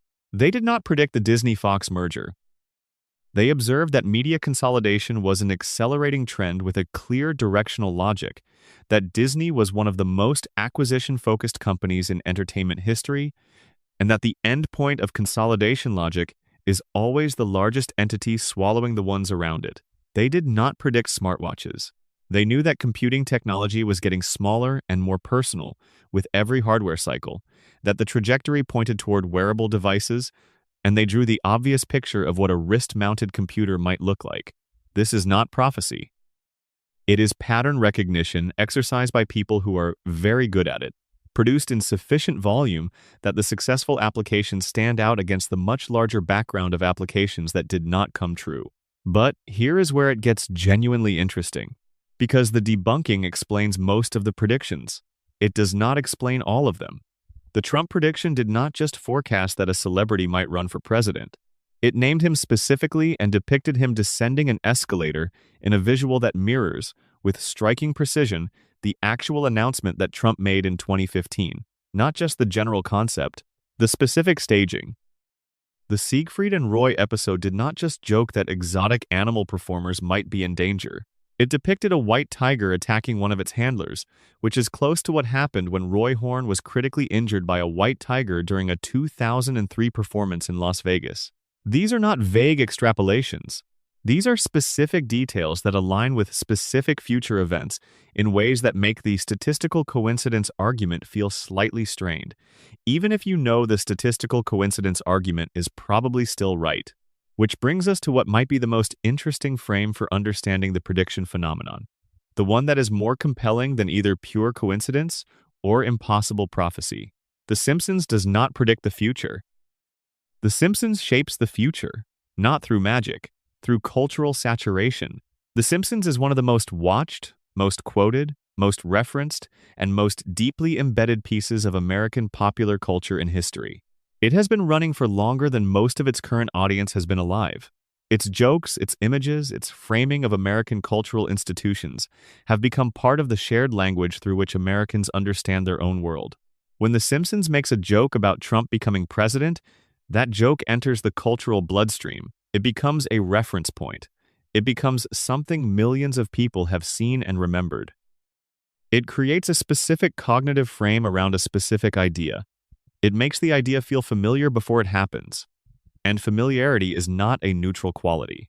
When people encounter familiar ideas in real life, they process them differently than unfamiliar ones. They are more ready to accept them, less surprised by them, more equipped to imagine them as possible. The Simpsons joke about Trump did not predict his presidency. It primed the cultural imagination for it. It made the idea feel like something that could happen, because it had already been depicted happening, because the laugh it generated required people to recognize something plausible in the premise. When the presidency happened, the response was not, "I cannot believe this." It was, "Oh right, The Simpsons already did this." Recognition rather than shock, familiarity rather than surprise. This is what 36 years of satirical observation does to a culture. It normalizes the things it depicts. It makes the absurd feel inevitable. And when the inevitable arrives, the audience does not experience it as prediction. They experience it as coming home to something they already knew. Springfield does not reflect America. America has slowly become Springfield. The show held up a mirror for 36 years, and we stared into it long enough that we started to resemble what we saw. The nuclear power plant, the corrupt billionaire, the incompetent government, the population too distracted to notice how badly they are being exploited. These were satire. They were exaggerations. They were jokes about the extremes of tendencies that were present but manageable, and then the tendencies caught up with the exaggerations. The show was not ahead of its time. The time caught up with the show. And the final piece of the prediction phenomenon that deserves acknowledgement is also the most uncomfortable one. The Simpsons has made thousands of predictions that did not come true. Jokes about jetpacks and moon colonies, political outcomes that went differently, cultural shifts that did not materialize, technological developments that the show imagined and the world never built. Nobody makes a video about those. Nobody shares screenshots of the predictions that failed. Confirmation bias selects the hits and discards the misses with perfect efficiency, producing a highlight reel that looks, from the outside, like something uncanny. The Simpsons did not predict the future. The Simpsons wrote so many possible futures across so many episodes over so many years that some of them were bound to arrive. And the ones that arrived are the only ones anyone remembers. The rest are buried under 36 seasons of content that has been processed by an audience whose memory, much like Springfield's, is structured to retain the remarkable and release the mundane. The predictions are real, they just are not miraculous. They are the natural result of extraordinary intelligence, enormous volume, and the most powerful confirmation bias engine ever created, which is the Internet. Section 8. Mona Simpson. For the first 6 seasons of The Simpsons, Homer's mother was dead. That was the official story. Abe Simpson had told Homer his mother passed away when Homer was young. There was a grave. Homer mourned, in the way that Homer mourns things, which is with the particular kind of confused, inarticulate grief of someone who does not entirely understand what they are grieving. He grew up believing he was the kind of boy whose mother died young and whose father was too emotionally distant to fill the space she left. This belief shaped everything about Homer Simpson. Everything. His desperate, almost pathological need to be liked. His inability to tolerate disapproval without collapsing into distress. His clinging attachment to Marge, his terror of abandonment, his willingness to endure almost any humiliation or mistreatment from his employer, rather than risk losing the one stable thing in his life. Homer's defining emotional characteristics are not personality quirks. They are the coping mechanisms of a person who lost a parent too young and was never given the tools to process it. Everything Homer does, the reckless affection, the strangling comedy, the desperate need for his children to love him even as he fails them repeatedly, the loyalty to a job that exploits him, the inability to sustain anger against people who hurt him, all of it traces back to a small child waking up one day and finding his mother gone. And in Season 7, the show revealed that the loss was a lie. The episode is called Mother Simpson. It aired in November of 1995 and is consistently ranked among the greatest episodes the show has produced, not for its comedy but for its emotional honesty. Homer, in the course of trying to fake his own death to avoid working on a Saturday, discovers at the Hall of Records that according to municipal documentation, his mother is alive. The grave Abe showed him was not his mother's. It belonged to Walt Whitman, the poet. Abe had been passing off a famous writer's headstone as his wife's burial place for Homer's entire life. Homer finds Mona at a cemetery, visiting what she believes is his grave. She does not recognize him at first. He has changed. He has become the person he became in her absence. When he proves who he is, what follows is one of the most genuinely emotional scenes the show has ever produced. A man and his mother separated for 27 years, finding each other next to a headstone that belongs to neither of them. And then Mona explains, "She did not die. She did not leave because she stopped loving him. She left because she had to leave. Because staying would have put Homer and Abe in danger. Because the man Homer would grow up to work for without ever knowing the connection had destroyed her life and forced her underground. The story goes back to 1969. Mona Simpson in 1969 was a housewife. Married, living in Springfield, with a young son named Homer. Ordinary, unremarkable. And then, in the way that ordinary people sometimes find themselves transformed by the specific weight of a specific historical moment, she radicalized. She joined a group of activists. They had a target, a biological weapons laboratory owned by Charles Montgomery Burns. Let that settle. Burns did not just own a nuclear power plant. He owned a facility in Springfield that was manufacturing biological weapons. Weapons-grade pathogens.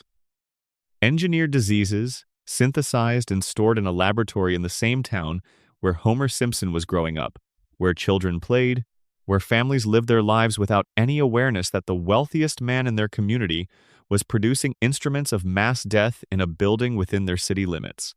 Mona's group broke into the lab. They detonated what the show calls an antibiotic bomb, a device designed to destroy the biological agents stored there. The mission was successful. The pathogens were neutralized.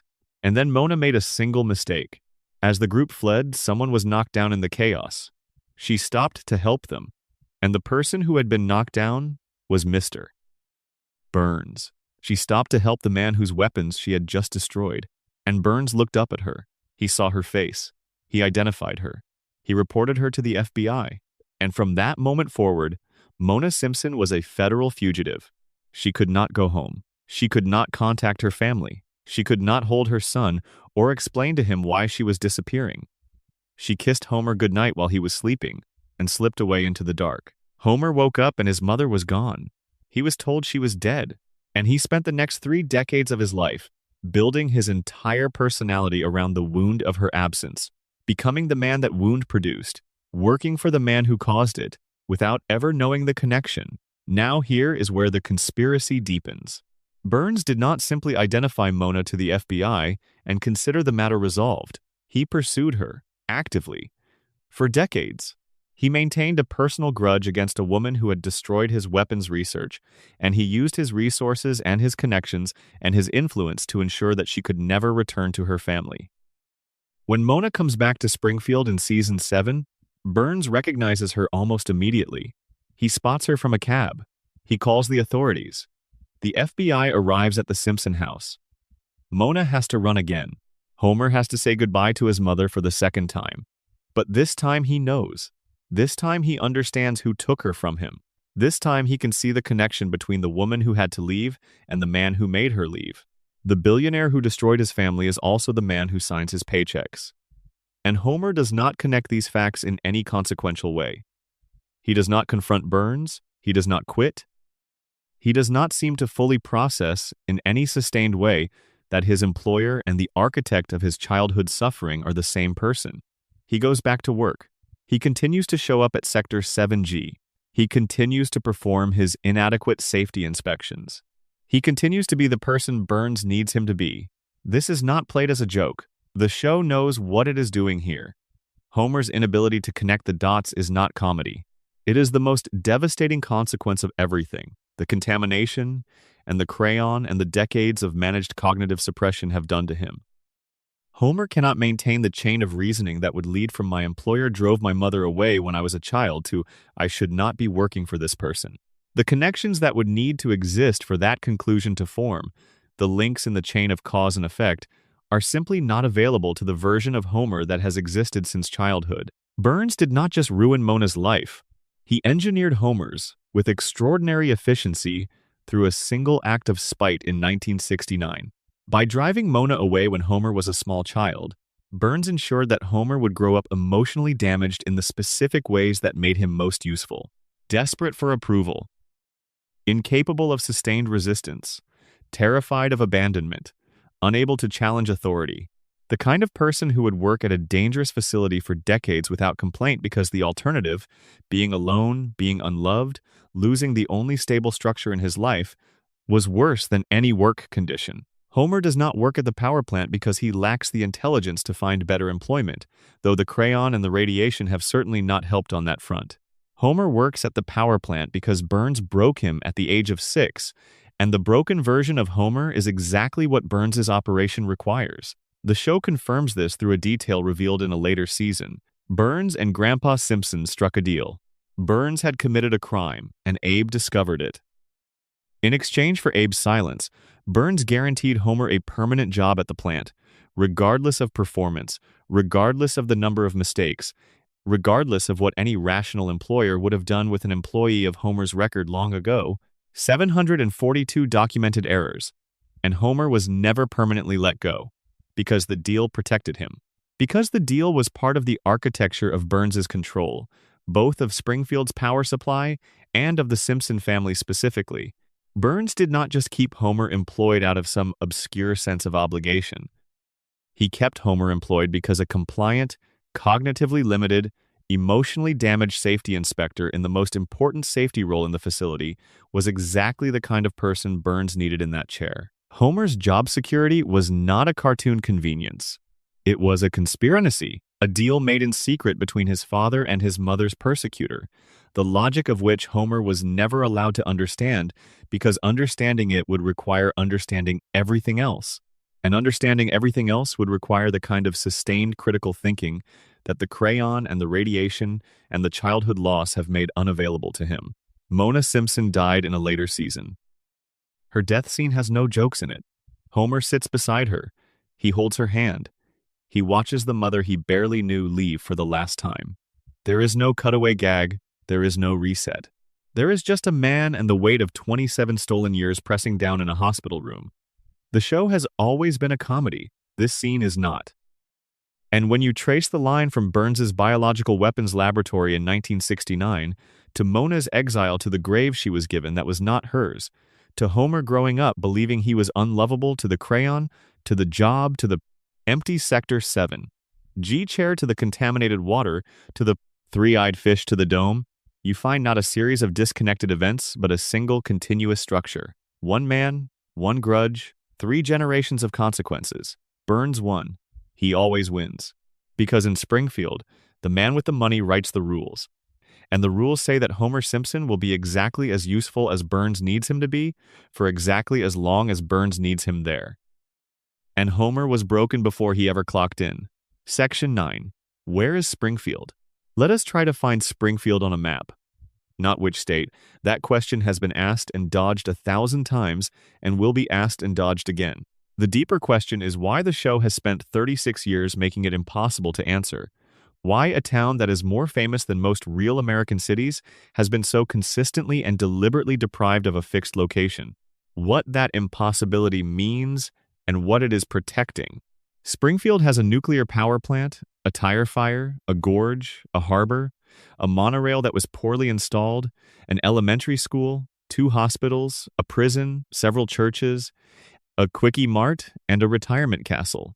It has mountains and oceans and deserts and farmland, often within what appears to be driving distance of each other. It has been placed, in different episodes, in climatic contexts ranging from blizzards to tropical heat waves. It has been said in different canonical moments to border Ohio, to border Nevada, to be near Maine, to be adjacent to Kentucky. It is on the coast, it is in the heartland, it is near Canada, it is near Mexico. Springfield does not exist in any single American state because Springfield has been written to exist in all of them simultaneously. This is not an accident. The contradictions are too numerous and too consistent to be mistakes. The show's writers have been maintaining the geographic uncertainty of Springfield with the same precision that they maintain its other impossibilities as a deliberate design choice that has survived multiple showrunners and decades of production. Matt Groening, the show's creator, named the town after Springfield, Oregon. He confirmed this in a 2012 interview with Smithsonian Magazine, acknowledging that he chose the name because Springfield is one of the most common city names in America and because he grew up near the Oregon version. For approximately 48 hours after this interview was published, the mystery appeared to be solved, and then the show continued. Episodes produced after the 2012 interview continued to place Springfield in geographic contexts inconsistent with Oregon. The writers did not honor the creator's confession. The mystery was maintained because the mystery was the point, and Groening's personal origin story for the name was not the same as the show's institutional commitment to the location's indeterminacy. This is the surface-level explanation, and it is true. Springfield is every town. It is designed to feel familiar to every viewer regardless of their actual zip code. The contradictions are intentional because a town that could be anywhere is a town that belongs to everyone.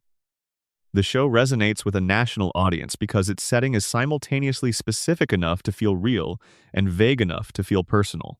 But under the lens of the theories we have been sitting with across this long, quiet examination of Springfield's mysteries, the geographic impossibility takes on additional dimensions. If the contamination theory is correct, if Burns's plant has been so thoroughly poisoning Springfield's environment that the federal government felt the need to dome the entire town, then the question of where, precisely, this contamination is occurring has significant legal implications. Environmental law and nuclear regulation are governed by state-level and federal-level jurisdictions. The EPA's authority, the state attorney general's authority, the specific regulations governing nuclear facilities, all of these exist within frameworks that depend on knowing which state's laws apply. A town with no fixed location has no fixed regulatory authority. If Springfield is in Kentucky this episode and Nevada the next, which state's environmental regulations govern its nuclear plant? Which state's attorney general has jurisdiction over Burns's violations?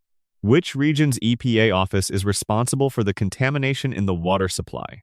Springfield's geographic uncertainty is not just a comedy device. It is a practical barrier to accountability. The town that cannot be located is the town that cannot be regulated. The plant that exists in no specific jurisdiction is the plant that answers to no specific authority. Burns has been operating in this regulatory gray zone for decades. His plant produces violations that would be actionable under any state's environmental law, but the question of which state gets to act on them remains permanently unresolved. And Burns, who has demonstrated across decades of the show that he understands regulatory systems well enough to exploit them with precision, is not simply benefiting from the town's geographic ambiguity by accident. He built his empire in Springfield. He could have built it anywhere. The choice of a town that cannot be located is not a coincidence. The coma theory provides a different and more emotionally resonant explanation for Springfield's impossible geography. Homer's dreaming brain does not have a precise map of America stored in its memory. It has impressions, it has fragments, it has the emotional residue of every place Homer has ever been or seen or heard described. A mountain from a family vacation, an ocean from a commercial he saw on television, a desert from a movie, farmland from a road trip, the specific smell of a small New England town, and the specific hum of Midwestern suburban sprawl, and the particular quality of light on the West Coast. Homer's unconscious mind assembled Springfield from all of these fragments, layering them without regard for geographic logic, because dreams do not observe geographic logic. Dreams have emotional logic. The map of Homer's Springfield is organized by feeling, not by distance. The things that feel important to him are close. The things he loves are nearby. The things he fears are just over the horizon. Springfield feels like America because it is made from everything Homer ever felt about America, assembled in the dark by a mind that is trying to hold on to home by building it from memory. The episode Behind the Laughter, the show's 12th season mockumentary in which the Simpson family is depicted as real people who acted in a television show about their own lives, offered the closest thing to a definitive answer that the show ever provided. In the original broadcast, the family is identified as being from northern Kentucky. In syndicated reruns, the location was changed to a different state. The show gave you the truth and then changed the truth depending on which version you were watching. Even when Springfield has a definitive answer, the answer is not definitive. It changes. It mutates. It refuses to remain fixed, just like the town itself, just like everyone who lives there. The real answer to where Springfield is, the answer that the show has been building toward for 36 years of deliberate misdirection, is not a state or a region, or a longitude and latitude. The answer is that Springfield is wherever you need it to be. It is the town you grew up in, seen through the specific distortion of satire and memory and 36 years of accumulated meaning. It is the nuclear plant outside your hometown that you drove past every day and stopped seeing because familiarity had made it invisible. It is the billionaire you never met who nevertheless shaped the conditions of your life. It is the slightly yellow quality of your tap water that you have always attributed to old pipes and never questioned further. Springfield is not a place you can find on a map because Springfield is not a place you find. It is a place you recognize. And the moment the show gives it a permanent address, the moment Springfield lands somewhere specific with a zip code and a state bird and a clear regulatory authority, the recognition dissolves. It becomes someone else's town, some other viewer's specific geography. And the show loses the quality that has made it the most universally resonant piece of American popular culture in the history of television. The geographic mystery is not a failure of the show's world building. It is the most sophisticated piece of world building the show has ever done. Springfield floats because it has to float, because the moment it lands, something essential about what it is will be permanently and irreversibly lost.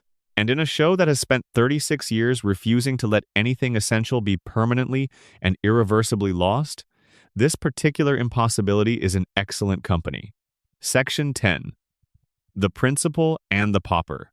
Season 9, Episode 2. The Principal and the Pauper. This episode aired on the 28th of September 1997, and it detonated a reaction in the show's fanbase that has never fully subsided. 28 years later, fans still cite this episode as the moment The Simpsons lost its integrity. The moment the show stopped caring about its own continuity and betrayed the trust of an audience that had been loyal for nearly a decade. The episode is consistently ranked among the lowest rated in the entire series. Harry Shearer, the actor who voices Principal Skinner among many other characters, has stated publicly that he found the storyline offensive to the character he had spent years building. Critics have called it the episode that broke The Simpsons, and they have been reading it completely backwards. Here is what happens. Springfield Elementary holds an event honoring Principal Seymour Skinner's 20 years of service to the school. During the celebration, a stranger walks in. He introduces himself as Sergeant Seymour Skinner, the real Seymour Skinner, a decorated Vietnam War veteran who was captured as a prisoner of war in Southeast Asia and was believed dead for 2 decades. He survived. He escaped. He came home. And he came home to find that someone else had been living his life. The man Springfield has known as Seymour Skinner is an imposter. His real name is Armin Tamzarian. Before Vietnam, Tamzarian was a petty criminal from nowhere with no prospects and no future. He was drafted. He served alongside the real Skinner. When Skinner was captured and presumed killed, Tamzarian felt responsible. He traveled to Springfield to tell Skinner's mother, Agnes, about her son's death. Agnes, when Tamzarian arrived, assumed he was her son. She needed him to be her son. And Tamzarian, who had never been wanted by anyone, who had never had a family or an identity worth protecting, who had lived his entire life before this moment as someone the world treated as disposable, just let her need him. He became Seymour Skinner. He took the name. He took the life. He took the mother. He took the job and the relationships and the history that came with it. And he lived inside that stolen identity for 20 years until the door opened and the real Seymour Skinner walked through it. The truth was fully exposed. The real Skinner was present. Tamzarian was present. Everyone in Springfield had access to the facts. And then the town held a vote. Not a vote on prosecution. Not a vote on identity restoration. A vote on whether to acknowledge the truth at all. The verdict was unanimous. They voted to keep the lie. Judge Snyder issued a legal decree stating that Armin Tamzarian was, going forward, legally and permanently to be considered the real Seymour Skinner. The actual Seymour Skinner, the genuine article, the man who had survived a prisoner of war camp and made his way home to find his life occupied, was tied to a railroad car and physically removed from Springfield. And the judge added, with the specificity of someone who wanted the record to be absolutely clear, that it was henceforth illegal, under penalty of torture, to ever speak of the matter again. Take a moment with this. A town voted, collectively and openly, to designate a proven lie as the official truth. They had the real person whose identity was stolen standing in front of them. They had complete and irrefutable evidence that their community's principal was a fraud. and they chose to exile the truth and criminalize anyone who might bring it back. The fans who hated this episode interpreted it as the show destroying a beloved character for a cheap plot twist. They said it ruined Skinner. They said it made everything we knew about him meaningless. They called it the worst kind of narrative betrayal. What they missed is that the episode was not doing something unusual to Springfield. It was showing, for the first time explicitly and openly, something that Springfield had always done. Every catastrophe that resets by the next episode. Every impossible event that nobody references afterward. Every disaster that the town collectively decides to forget. Every inconvenient fact that gets absorbed into the general amnesia that has always governed life in Springfield. These are not production oversights. They are not lazy writing. They are not the inevitable result of episodic animation's structural limitations. They are the behavior of a population that has developed, through decades of practice, a highly sophisticated mechanism for collective denial. Springfield has always voted to forget. The Principal and the Pauper is the only episode that lets you watch the voting happen in real time. Consider how many times Springfield has experienced events that should have permanently altered its reality. The town has been destroyed and rebuilt multiple times. It has been invaded. It has been sealed under a government dome. It has survived nuclear near misses, alien encounters, and the literal theft of the sun. It has had its most powerful institution, the school, defunded. Its most prominent landmark, the retirement castle, destroyed. Its most iconic business, Moe's Tavern, bankrupted. Events of this magnitude, in a real community, would be generational traumas. They would shape the identity of the town for decades. They would be taught in local history classes. They would be referenced in every election. By the next episode of The Simpsons, none of it ever happened. The coma theory says this is because the dream resets between cycles. The radiation theory says it is because the contamination has damaged the population's memory function. The Principal and the Pauper theory says something different, something that is more unsettling because it is more recognizable. Springfield resets because Springfield chooses to reset. Deliberately, collectively. Through a social contract that operates below the level of explicit discussion but functions with the precision of a legal decree, we do not acknowledge what happened. We maintain the agreed version of reality. We treat the lie as truth and the truth as criminal. And anyone who insists otherwise gets tied to a train and sent away. This is not a cartoon exaggeration. This is how actual communities manage information that threatens the stability of their shared reality. Small towns in particular, communities where everyone knows everyone, where economic and social life are bound up in the same institutions and the same relationships, have a terrifying capacity for this kind of collective forgetting. Scandals get buried not because everyone decides individually to ignore them, but because the social cost of acknowledging them is too high. The unspoken agreement to pretend something did not happen can be more binding than any legal order. Springfield made the unspoken spoken. That is all. The real Seymour Skinner, the war veteran who came home to find his life occupied, is the most important minor character in the show's history. Not because of what he represents to the plot, but because of what the town's response to him represents about Springfield. He was a man with proof, with his own name, his own service record, his own history, all of it confirming that the official story was wrong. He showed up with the truth and offered it to a community that he had every reason to expect would want it. And the community responded by criminalizing him. This is the pattern that The Simpsons has been following since its first episode. Every character who insists too hard on the truth in Springfield gets removed from the equation, not through violence usually, through the softer, more efficient machinery of social expulsion, through the collective decision of a community that has learned, through long practice, that certain kinds of truth are more dangerous to the town's stability than the lies they would replace. Lisa is the most prominent example. She raises uncomfortable questions. She insists on evidence. She refuses to accept the official versions of events that everyone around her has already agreed to maintain. And she is consistently, systematically, gently but firmly excluded from the social consensus that keeps Springfield running. She is not silenced. She is simply rendered irrelevant. Her arguments are heard and not acted upon. Her evidence is examined and not followed. She is tolerated in the way that any community tolerates its most persistent truth-teller, with affectionate condescension and the quiet understanding that nothing she says is going to actually change anything. Springfield cannot kill Burns because its economy depends on his plant. It cannot remove Homer because Abe made a deal that protects him.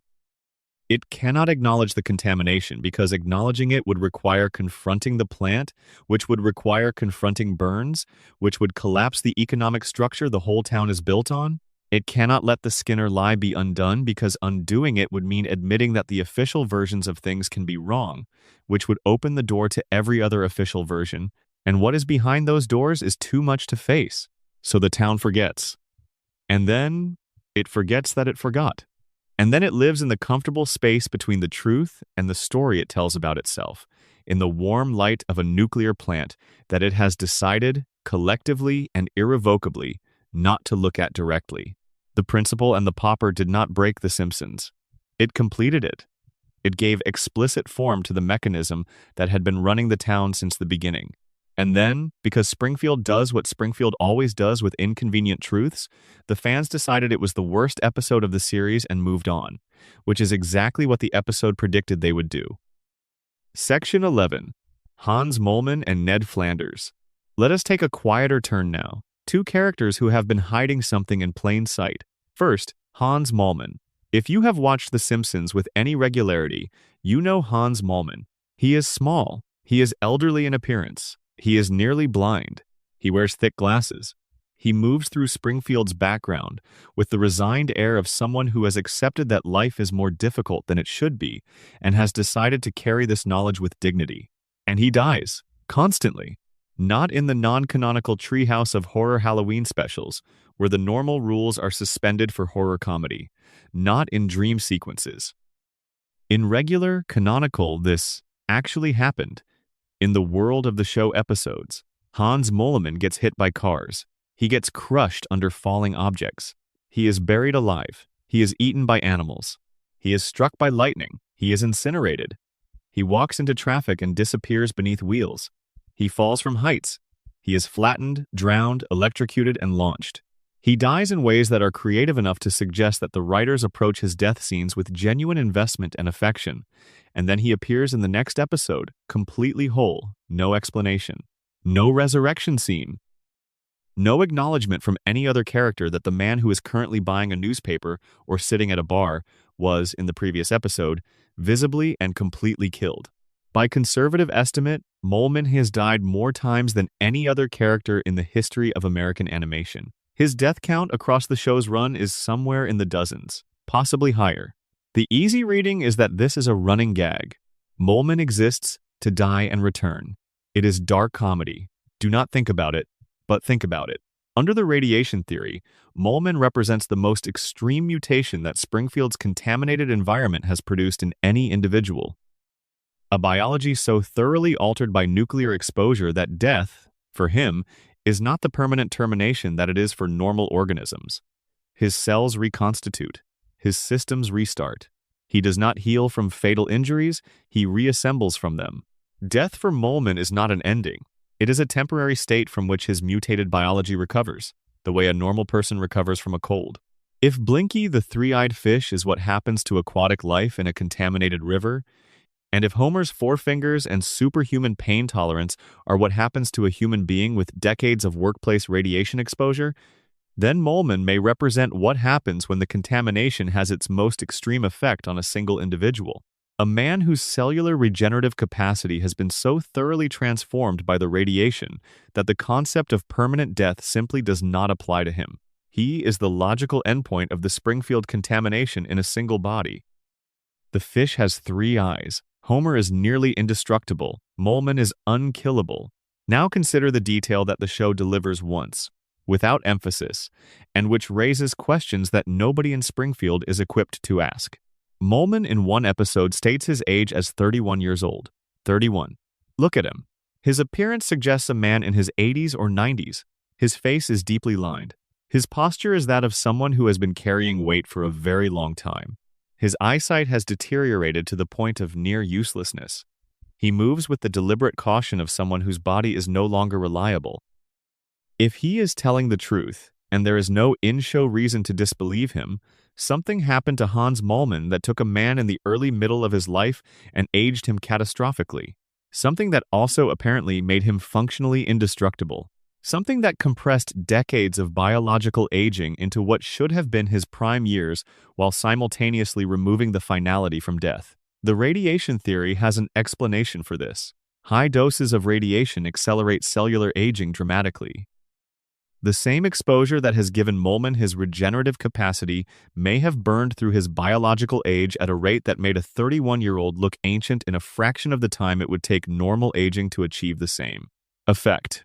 The contamination both extended and compressed his life, aging his body rapidly while removing the final biological limit that would have ended it. He is simultaneously very old and very young. He looks ancient and is in his early 30s. He dies constantly and keeps coming back. He is the most extreme thing that the Springfield nuclear power plant has produced. And nobody asks. Nobody investigates. Nobody thinks to wonder why the small, near-blind man who died behind Moe's Tavern last Tuesday is currently sitting at the bar ordering a drink. Springfield has agreed not to notice Hans Molman, the way it has agreed not to notice everything else. Now let us talk about Ned Flanders. On the surface, Ned Flanders is Homer Simpson's opposite in every meaningful way. He is kind, he is patient, he is devoutly religious, he is physically fit, he is financially responsible, he is a generous neighbor and a devoted father. He treats everyone he encounters with warmth and genuine concern for their well-being. He is, by any objective assessment of character, a significantly better person than Homer in almost every respect. And the show punishes him for it, relentlessly, systematically, with a consistency that begins to feel less like bad luck and more like the universe has specifically decided that Ned Flanders needs to suffer. His wife Maud was killed, not in some dramatic confrontation. In a freak accident at a NASCAR race when a t-shirt cannon misfired, and the shirts that were meant to sail harmlessly into the crowd hit Maud with enough force to knock her from the bleachers. She fell and she died. This happened because Homer was dodging the shirts to avoid catching them. The launcher adjusted its aim. The shirts that missed Homer hit Maud. Homer's selfishness, his reflexive prioritization of his own comfort over the safety of the people around him, directly caused the death of Ned's wife. And Ned forgave him. Because that is what Ned does. He absorbs damage and he forgives. He turns the other cheek. He responds to injury with grace and patience and the kind of equanimity that, in most people, would read as either genuine saintliness or complete detachment from reality. But the show has shown us what is underneath the equanimity. In an episode where a hurricane destroys Ned's house and the community rebuilds it so poorly that it collapses immediately, something in Ned breaks. He has a complete psychological breakdown. He screams at the town. He insults every person who has ever wronged him. He says everything he has been holding back for decades with a ferocity that is genuinely alarming coming from the show's designated nice person. And then he is institutionalized. At the mental health facility, the show reveals the origin of Ned's niceness. He was not always like this. As a child, Ned was violent, uncontrollable. His parents, being devotees of a philosophy that rejected discipline, took him to a psychiatrist who spent years doing something the show describes as therapy, but which functioned as behavioral conditioning. He treated Ned's aggression by reprogramming the responses to it. He conditioned the rage out and replaced it with compliance. Ned's kindness is not a natural expression of his character. It is a cage built around a feral child by someone who wanted to make that child manageable. The warmth, the patience, the turning of the cheek, these are not virtues Ned developed. They are the residue of a process that replaced his original responses with something more socially acceptable, which means every act of forgiveness Ned has ever performed, every time he has absorbed Homer's carelessness or Springfield's cruelty and responded with grace, he has been operating from a place of psychological compulsion rather than free choice. He forgave Homer for Maud's death not because he chose to forgive, but because his brain was wired, literally, to suppress the rage that forgiveness was replacing. This reframes every moment of Ned's apparent saintliness into something quietly horrifying. When Ned smiles at Homer after Homer has done something unforgivable, that smile is not the expression of a virtuous person making a moral choice. It is the output of a behavioral modification protocol, activated by circumstances that would, in any unmodified person, produce a very different result. Ned is the most controlled person in Springfield. And unlike Homer, whose control comes from external sources, from the contamination and the crayon, and Burns's calculated management of his circumstances, Ned's control was built into him, installed in childhood by someone who found his authentic responses unacceptable. He has been performing goodness for his entire adult life because the performance is the only access he has to his own behavior. And the show has acknowledged, in the hurricane episode, that the performance is not sustainable forever, that the genuine Ned, the person who existed before the conditioning, is still in there, that he surfaces under sufficient pressure, that the years of accumulated damage, the dead wife, the destroyed house, the neighbor who has cost him more than any single person should ever cost another, are pressing against the conditioning from the inside. And here is the layer that makes Ned's story genuinely heartbreaking rather than merely sad. God talks to Homer. This is established canonical fact. Homer has had multiple direct conversations with the divine.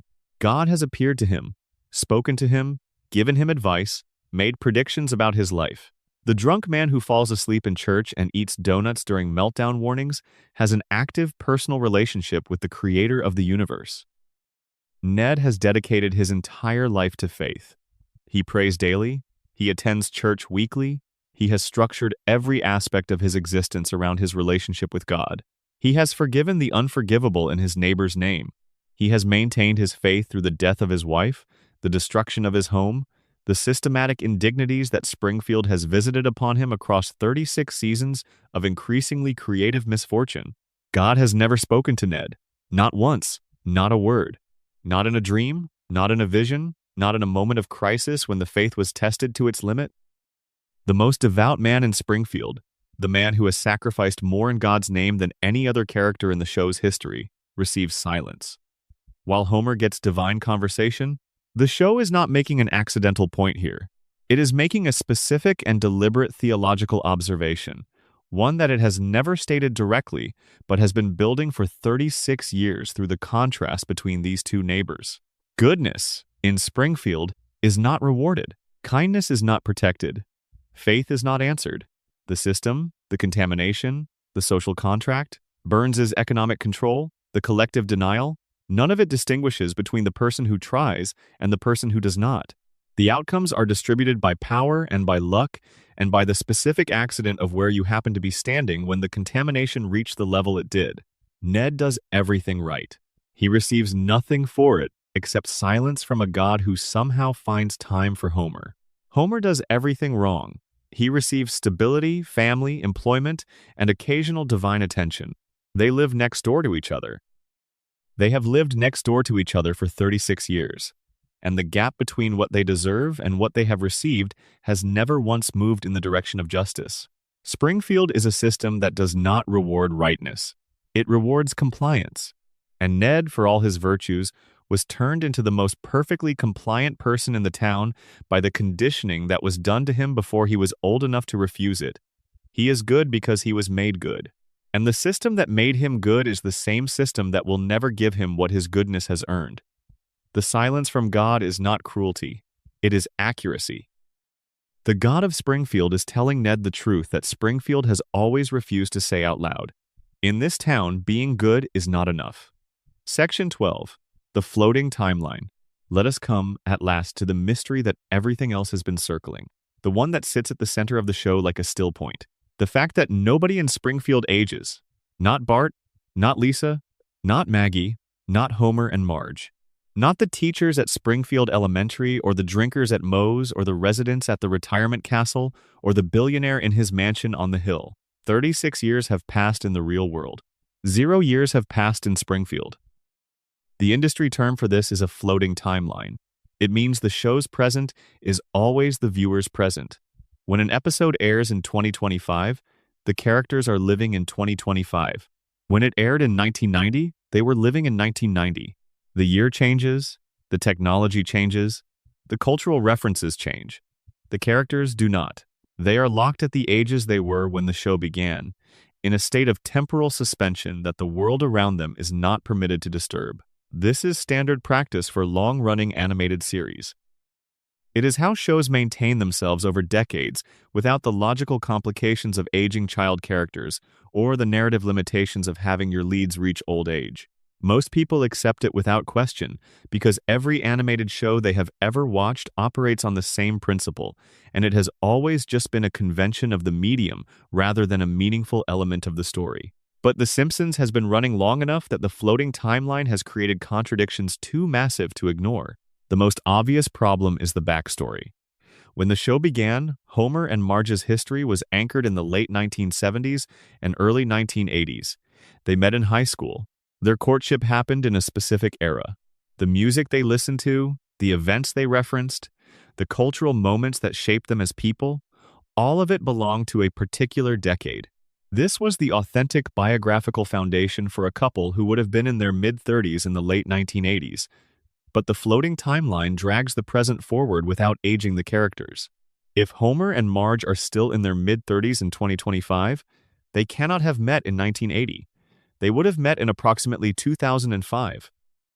Their high school experience would not have been defined by Watergate and disco, but by social media's earliest iterations and the cultural landscape of the early 2000s. The show has depicted this shift directly. Flashback episodes have rewritten Homer and Marge's formative years multiple times across the show's run. They were hippies. Then they were grunge fans. Then they were figures navigating the specific pop culture of the 1990s, then the 2000s. The same love story, the same characters, the same essential dynamic, but the era keeps sliding forward to accommodate the math. Their memories are not stable. Their origin story is a document in continuous revision. Every few years, the show quietly updates the historical context of their relationship to maintain the illusion of a permanent present, and the characters carry these contradictory memories within them without any apparent awareness that the past keeps changing. Now apply everything we have discussed. The coma theory says nobody ages because they exist inside the frozen mind of an unconscious man. Of course, his children do not grow up. He was not conscious to watch them grow. His brain has no reference material for who they become, because the last time he saw them, they were 10 and 8 and 1. And in the sealed environment of a dream, those are the ages they will remain forever, because nothing from outside the coma can update the template. The radiation theory says nobody ages because their biology has been so thoroughly altered by decades of contamination that normal cellular aging processes have been disrupted. The same forces that produced 4 fingers and yellow skin and superhuman pain tolerance and unkillable regeneration in Molman may have disrupted the normal mechanisms of biological time in the entire population. Springfield does not age because the contamination has removed aging from the available biological outcomes. The collective denial theory, the one demonstrated so explicitly by the principal and the pauper, says nobody ages because Springfield has collectively agreed not to notice the passage of time. Not consciously, not through an explicit vote, but through the same unspoken social contract that allows the town to forget every catastrophe by the next episode. The agreement is this: time passes outside. In here, we stay as we are. In here, the children are always young and the parents are always together, and nobody is getting any closer to the conversation that ends the show. And Burns' immortality suggests something even more unsettling. That in Springfield's universe, aging is negotiable. That with sufficient resources and sufficient access to the right technology, the normal biological clock can be overridden. If Burns has been doing this for a century, if he has been maintaining his own biological stasis through managed radiation exposure and experimental medicine, then the principle exists within the show's logic. Aging can be stopped. For the right person, with the right resources. Every Springfield resident lacks the specific resources that Burns has, but they live in an environment that the plant has transformed. And perhaps what the plant has done to the town's water and air and soil has produced a crude, uncontrolled, democratized version of what Burns has achieved through precise medical engineering. A kind of accidental biological stasis for the entire population, not because anyone planned it, because 36 years of contamination have done, imprecisely and collectively, what Burns's weekly treatments do for him alone. The show has imagined its characters aging. It has done this multiple times and with genuine emotional investment. The Season 6 episode Lisa's Wedding flashes forward to Lisa at 23, engaged and navigating adult life with the specific intelligence and specific loneliness that the show has always suggested would define her. The future is detailed. It is emotionally rich. The people Lisa has become is entirely consistent with who she has always been, just older, wiser, still searching for connection in a world that does not quite fit her. The episode proves the show can imagine growth. It can envision the futures of its characters. It can tell stories about who they would become if time were allowed to pass. And then the episode ends and Lisa is 8 again. The flash forward is a glimpse through a window that closes immediately. The future is visited and then locked away, accessible only in the specific episode that required it and never again. The characters return to their fixed ages, the permanent present resumes. The future is put back in the box. The show can imagine growth.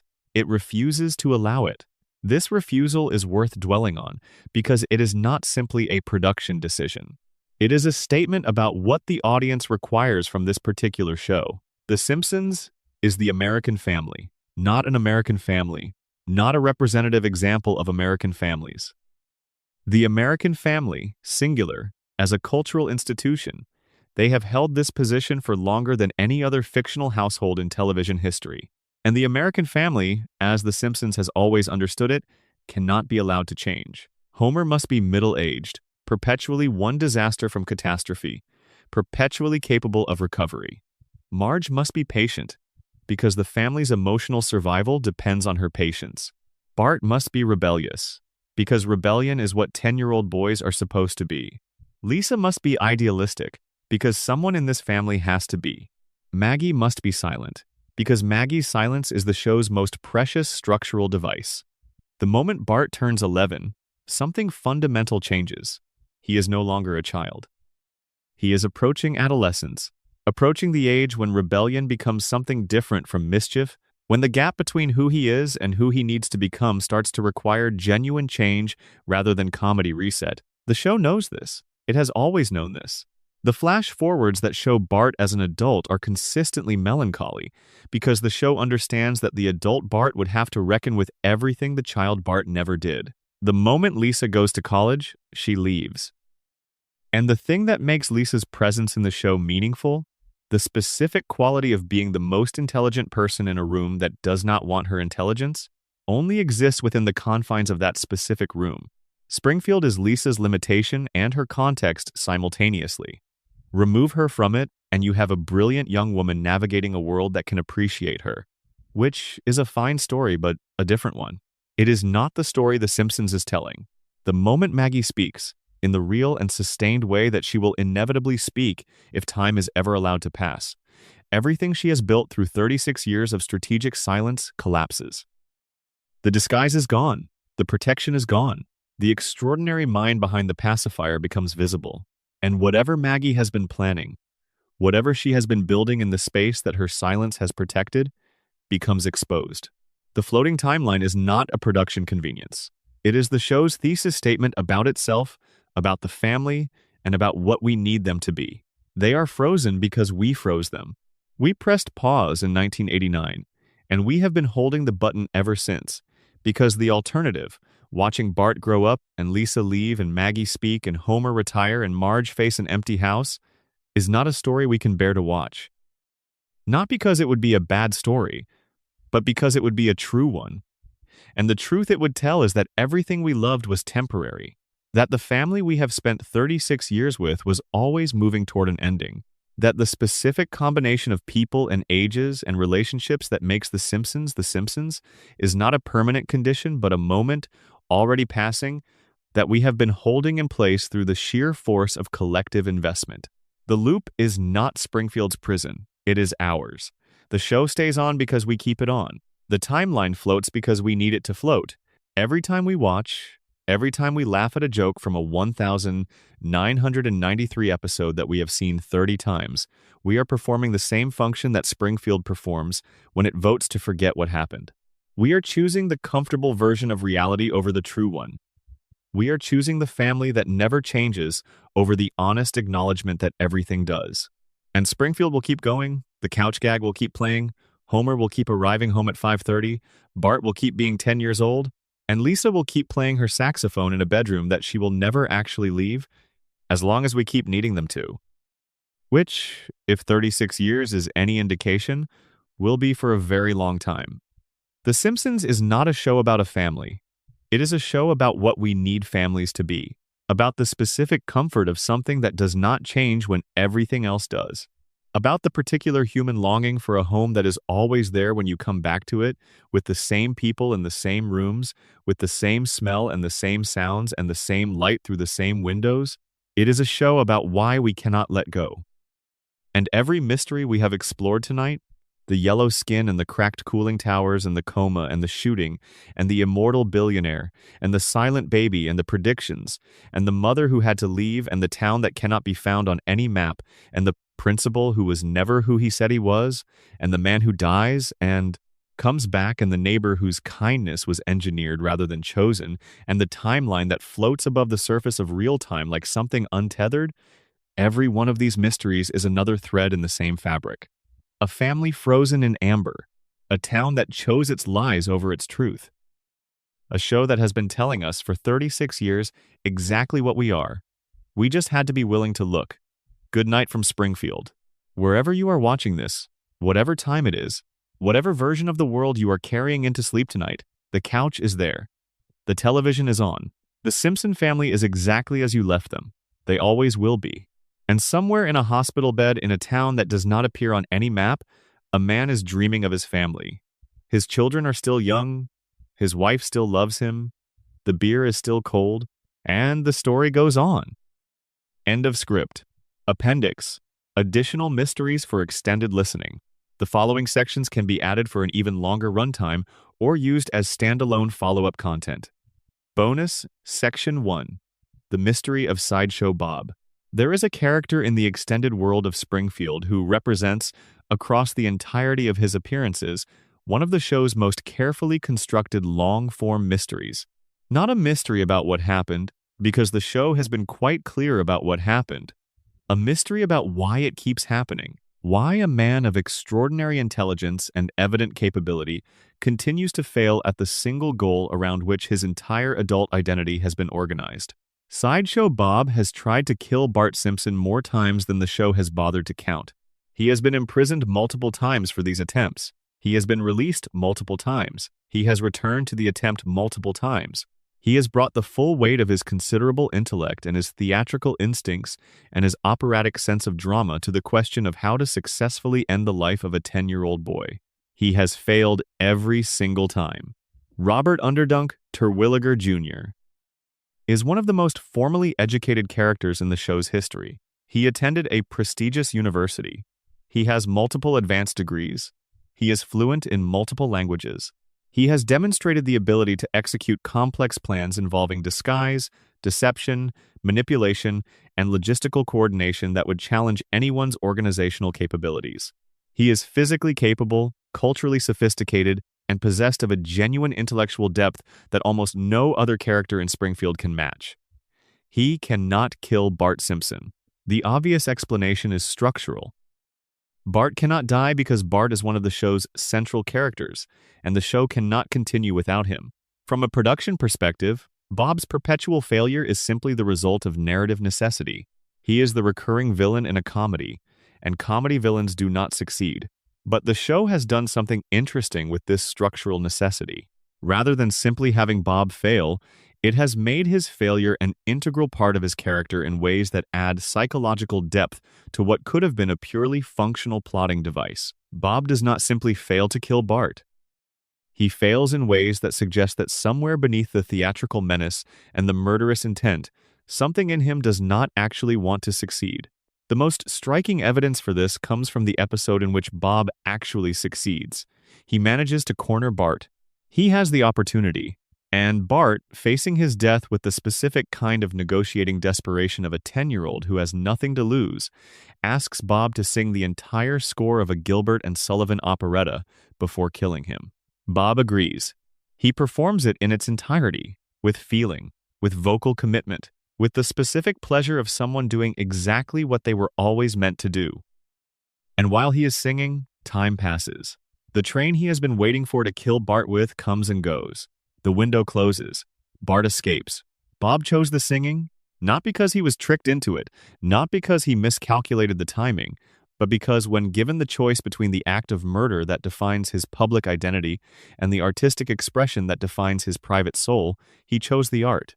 This is the mystery at the center of Sideshow Bob. Not why he cannot kill Bart, but why he keeps trying to kill Bart when the evidence suggests, repeatedly, that what he actually wants is an audience for his talents. Bart represents the specific humiliation that launched Bob's criminal career. Being upstaged, overlooked, reduced to prop comedy when his abilities deserved center stage. The Grudge is about recognition, about the particular wound of being talented and invisible while something inferior takes the spotlight. And killing Bart would not solve this. Killing Bart would simply remove the symbol of the humiliation without addressing its cause, which is why Bob keeps failing, which is why he keeps coming back after every imprisonment, which is why he sings the entire Gilbert and Sullivan operetta when given the chance. The killing is not the point. The performance is the point. And Bart, by continuing to survive, continues to be the audience that Bob's performances require. Bob is not trying to kill Bart. Bob is trying to be seen by someone who has seen him at his lowest and survived. He is trying to transform his most humiliating moment into something with artistic weight. He is trying to make a tragedy out of a sideshow act. And as long as Bart lives, Bob has a reason to keep performing.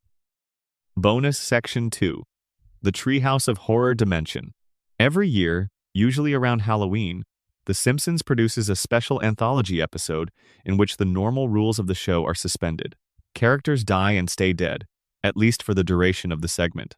Horror and science fiction premises are allowed to reach their logical conclusions without the reset that the normal show requires. The family is permitted to be genuinely strange in ways that the main continuity will not accommodate. These are the Treehouse of Horror episodes. They are officially designated as non-canonical. They do not count. What happens in them does not affect the main show.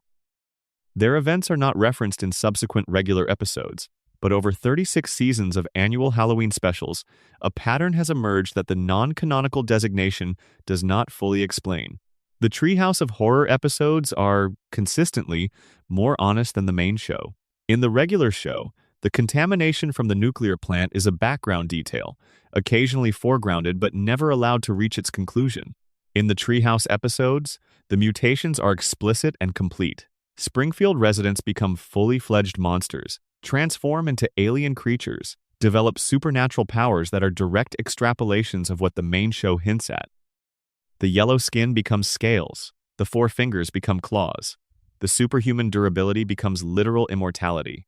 In the regular show, Homer's potential for genuine harm is always deflected before the consequence arrives. In the Treehouse episodes, Homer is a serial killer, a cannibal, a monster who does the things that his main show behaviors have always suggested he might do if the consequences were removed. The comedic violence of the regular show finds its logical destination in the Halloween specials. In the regular show, Maggie's intelligence is hinted at and then stepped back from. In the Treehouse episodes, Maggie has been depicted as a psychic child, a baby alien in disguise, a possessed infant, an entity of supernatural power. The speculation that her main show silence conceals extraordinary capability is given explicit and monstrous form in the Halloween context. The non-canonical designation protects the main show from having to deal with these conclusions. But the conclusions are there. They have been stated, annually, for 36 years. The Treehouse episodes are the show telling you what it actually thinks is happening in Springfield, using the protective frame of horror comedy to say things that the main continuity cannot say directly. They are the truth wearing a costume. And the most interesting thing about them, the thing that the non-canonical label is designed to make you overlook, is that they have been running alongside the canonical show for its entire history.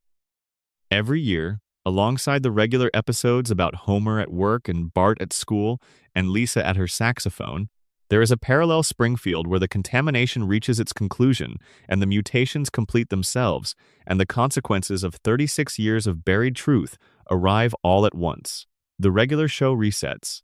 The Halloween specials do not need to reset because they were never continuous to begin with. And in that space outside continuity, the show has been completing its own story for 3 decades. The story of what Springfield actually is, of what the plant has actually done, of what the people trapped inside that loop would become if the reset button were ever removed. It is a horror story. It has always been a horror story.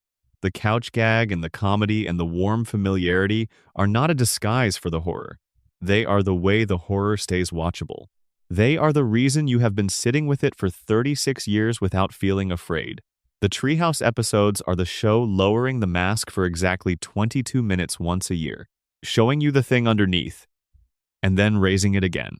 And every year you tune in for both, the regular show and the Halloween special, the comfortable version and the true one. Because you want both. You need both. You need the family intact, and you need the permission once a year to see what happens when it is not. Bonus Section 3. The Mystery of Selma and Patty. There is a mystery in the Simpson family tree that sits in plain sight and is almost never discussed, perhaps because it is uncomfortable in a way that the show's bigger mysteries are not. Not uncomfortable because it is dark, uncomfortable because it is mundane and recognizable, and hits closer to the actual texture of real family dysfunction than anything the radiation theory or the coma theory ever reaches. Patty and Selma Bouvier are Marge's sisters. They are twins.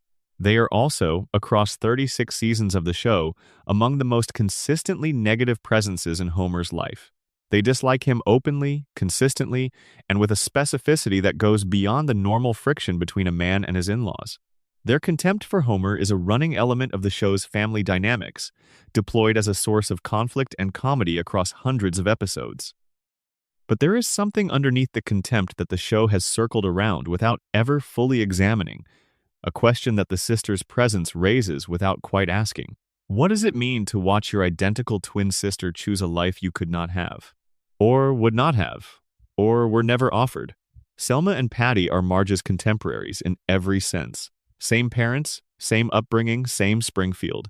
But Marge has Homer, has the family, has 742 Evergreen Terrace, and the children and the specific chaotic fullness of a life lived inside that yellow house. Selma and Patty have each other, their jobs at the DMV, their cigarettes, and a series of failed relationships documented across the show's history with varying degrees of sympathy and comedy. The contempt for Homer is real. He is a legitimate target for contempt by any objective measure.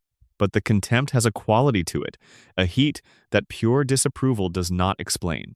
It is personal in a way that feels like it is also about something the show is not directly saying. What the show is not directly saying, perhaps, is this. Patty and Selma are not simply disappointed in Marge's choice of husband. They are threatened by the fact that Marge made a choice at all. That she chose the messy, disappointing, frequently catastrophic life of a family over the precise, controlled, mutually reinforcing solitude they have built together.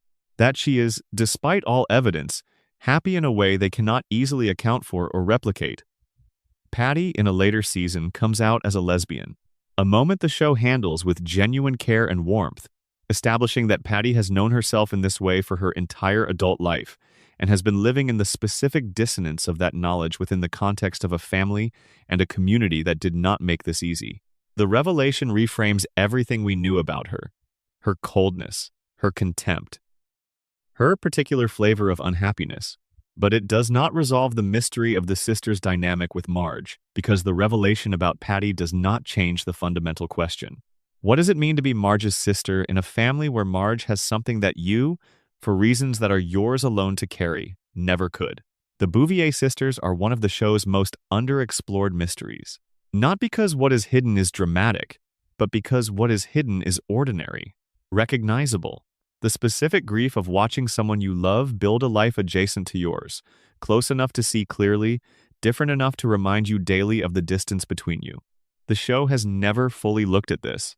It has always moved past it toward the next comedic deployment of their contempt for Homer, the next failed relationship, the next cigarette and the next sigh, and the next time they make clear, without quite saying it, that they think Marge deserves better. Whether they mean better than Homer, or better than this, or simply better, the show has never decided. And that unresolved ambiguity, that specific human incompleteness, might be the most realistic thing about a show that has been built on the extraordinary. Bonus Section 4. The Quick E-Mart.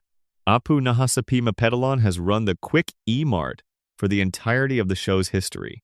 36 years behind the same counter, in the same store, in the same smock, selling the same products at the same prices to the same customers in a routine so unvarying that it has become part of Springfield's furniture.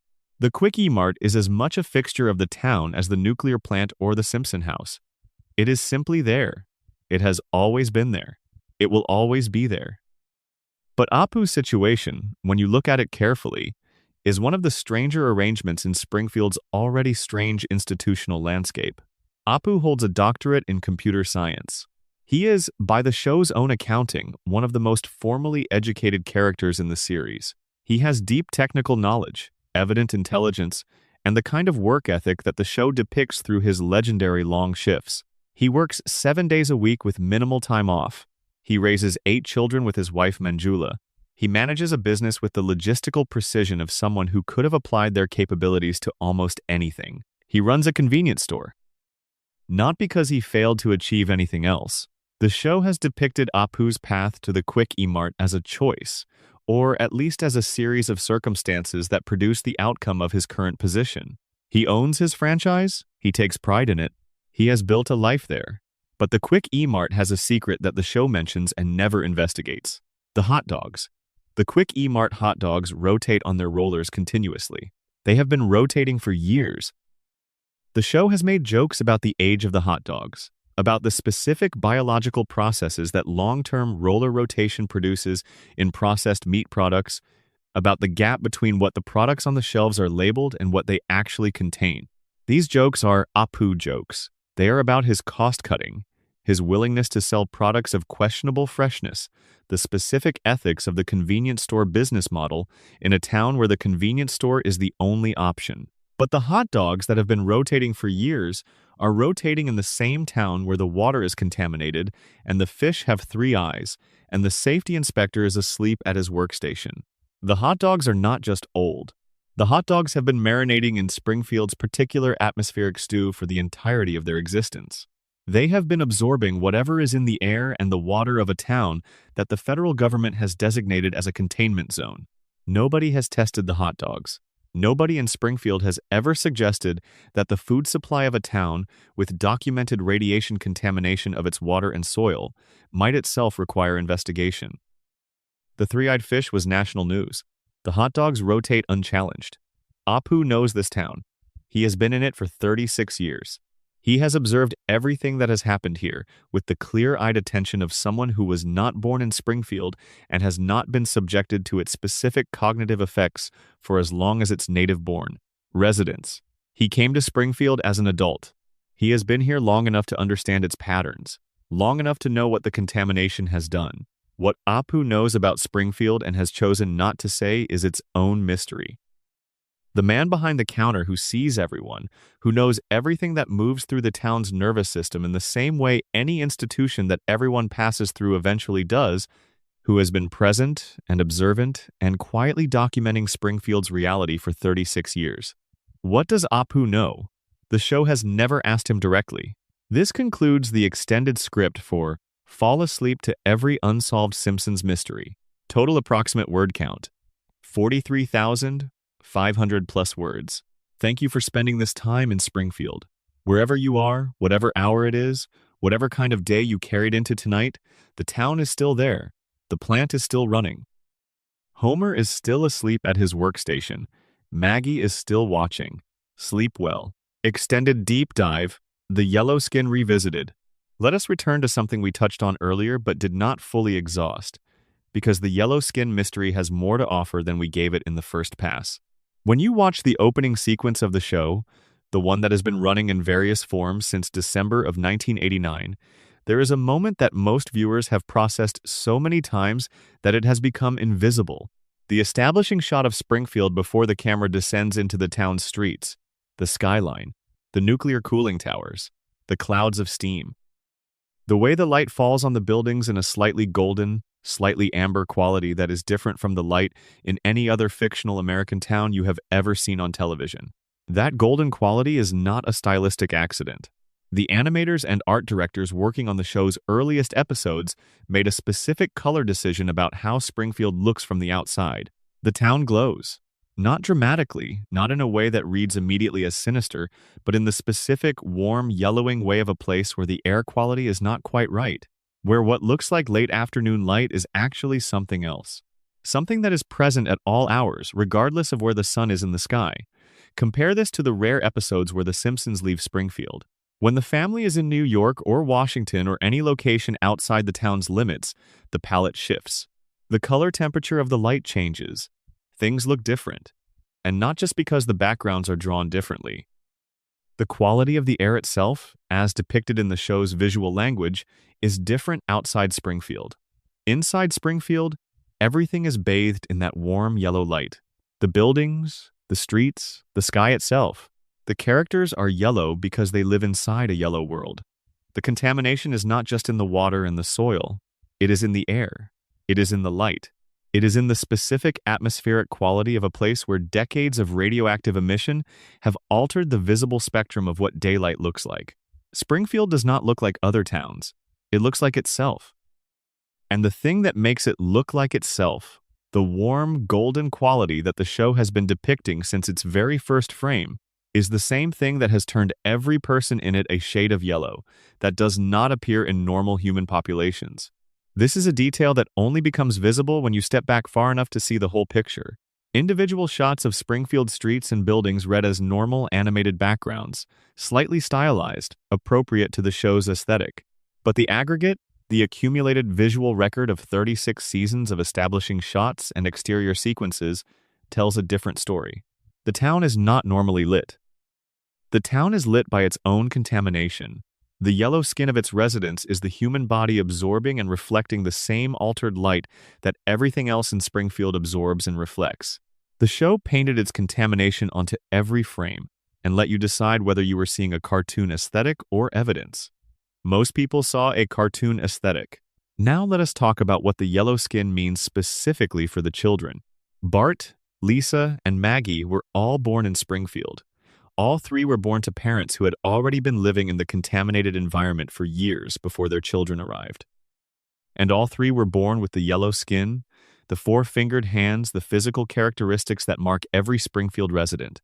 This is the heritable dimension of the contamination that we noted earlier, but it deserves more specific attention. Because what the show is depicting, when it depicts three children born yellow and four-fingered to yellow, four-fingered parents in a town built around a leaking nuclear plant, is not simply the stylistic consistency of an animated series maintaining visual coherence across its character designs. It is depicting genetic damage. Radiation-induced genetic changes can be passed from parents to children. This is one of the most well-documented and most disturbing findings from the study of populations exposed to nuclear contamination. The biological effects of radiation exposure are not limited to the person exposed. They alter the genetic material that person carries. And altered genetic material produces altered offspring, not always dramatically, not always visibly, but consistently. Across generations, the damage propagates. The Simpson children were damaged before they were born, not by anything that happened to them specifically, but by the cumulative effect of what happened to their parents and their grandparents in Springfield's contaminated environment. They were born into a lineage that had been progressively altered by the same source of contamination that was still actively altering them from the day of their birth forward. The yellow skin is not just a characteristic they share with their neighbors. It is a characteristic that connects them to every generation of Springfield residents who came before them, a biological record of the contamination, written into their DNA before they took their first breath. Homer's parents, Abe and Mona, were both Springfield residents who experienced the contamination during their own formative years. Homer was born yellow. His children were born yellow. His children's children, if the show ever allows them, would be born yellow. The contamination is no longer just environmental. It has become hereditary. It has been absorbed into the biological inheritance of Springfield's families and will continue to manifest in every generation regardless of whether the plant's specific emissions are ever cleaned up. Burns has not just poisoned a generation, he has poisoned a lineage, and the yellow skin is the mark of it. The visible, indelible, entirely unremarkable-looking mark that every person who has ever been born in Springfield carries on their face. Extended Deep Dive, Homer's Coma Revisited. There is a detail about the coma theory that deserves more space than we gave it, because it changes the emotional texture of everything that follows in ways that are worth sitting with as you settle in for sleep. The theory asks you to accept that Homer has been dreaming since April 1993, that every episode you have watched since that date has been the product of a sleeping mind in a hospital bed. But the theory does not specify what kind of dream it is. And the answer to that question is what makes the coma theory, for many people who encounter it, so difficult to fully let go of. Homer's coma dream is not a nightmare. It is not a distortion of reality produced by a mind in distress. It is, by every measure the show offers, a wish. The specific structure of what Homer dreams is telling. In the dream, he goes to space. He has adventures. He meets celebrities. He solves crimes. He has the kinds of experiences that a man lying in a hospital bed, with a limited life of working at a nuclear plant and raising 3 kids in a modest Springfield house, could not have in his actual life. The dream gives Homer everything the life could not. But here is the key. Every adventure ends the same way. Homer comes home. No matter what happens in the episode, no matter how far the story has taken him from 742 Evergreen Terrace, the episode ends with Homer back in his house, back with his family. Back in the specific familiar warmth of the life he had before the vending machine fell. The adventures are not what the dream is about. The dream is not about Homer's desire for excitement or travel or achievement. The dream is about his desire to keep coming home, to have a home to come home to open a door and find Marge in the kitchen and hear the kids somewhere in the house and feel the specific weight of a place that belongs to you and that you belong to in return. Every episode is a different adventure and the same homecoming. This is what Homer's unconscious mind is generating in room 114 of Springfield General Hospital, across 36 years of documented episodes. Not a fantasy about who he might have been or what he might have done, a fantasy about the one thing that, from inside the coma, he cannot have. The thing he gave up when the vending machine fell, home. And the specific ache of this, the specific quality of longing that it represents, is the reason the coma theory hits so hard for so many people who encounter it. It is not disturbing because Homer might be dying. It is disturbing because Homer's greatest wish is so small and so human and so heartbreakingly ordinary. He does not dream of power or wealth or fame. He dreams of his wife loving him and his kids being his kids and the house being exactly as he left it. And in the dream it always is. Because in the dream, nothing can take it away. The show's writers made a specific structural choice about the coma episode that deserves attention in this context. They could have ended it anywhere. They could have cut to black after the flatline. They could have let the episode's resolution be ambiguous. Instead, they showed you Homer waking up. They showed you the family reunited. They showed you the strangling and the laughter and the return to normal. They showed you what Homer would want to believe had happened. And then they told you, in the final moments of that same episode, that 5% of his brain was gone. A brain that has lost 5% of its function in a coma of 7 weeks duration is not a brain that has escaped damage. The narrative the show offers, that Homer woke up, went home, and everything was fine, is not a narrative that the medical reality of the episode supports. The show gave you 2 incompatible things at once: the happy ending and the neurological evidence that a happy ending was not the full story. It asked you which one you wanted to believe, and almost everyone believed the strangling and the laughter and the drive home. Because that is the version of the story that lets the show continue. Because that is the version Homer would choose, if he could choose. Extended Deep Dive. Mr. Burns and the Weight of History. We covered Burns's immortality in the 5th section, but there is a dimension of his character that the immortality discussion does not fully capture: the dimension of memory. Burns is, by the show's own accounting, somewhere between 100 and 140 years old. He has been alive long enough to have personal memories of events that most Springfield residents know only as history. He was present for major moments of the 20th century. He remembers the world before electricity was common. He remembers a version of America that predates every living institution except possibly the office of the presidency.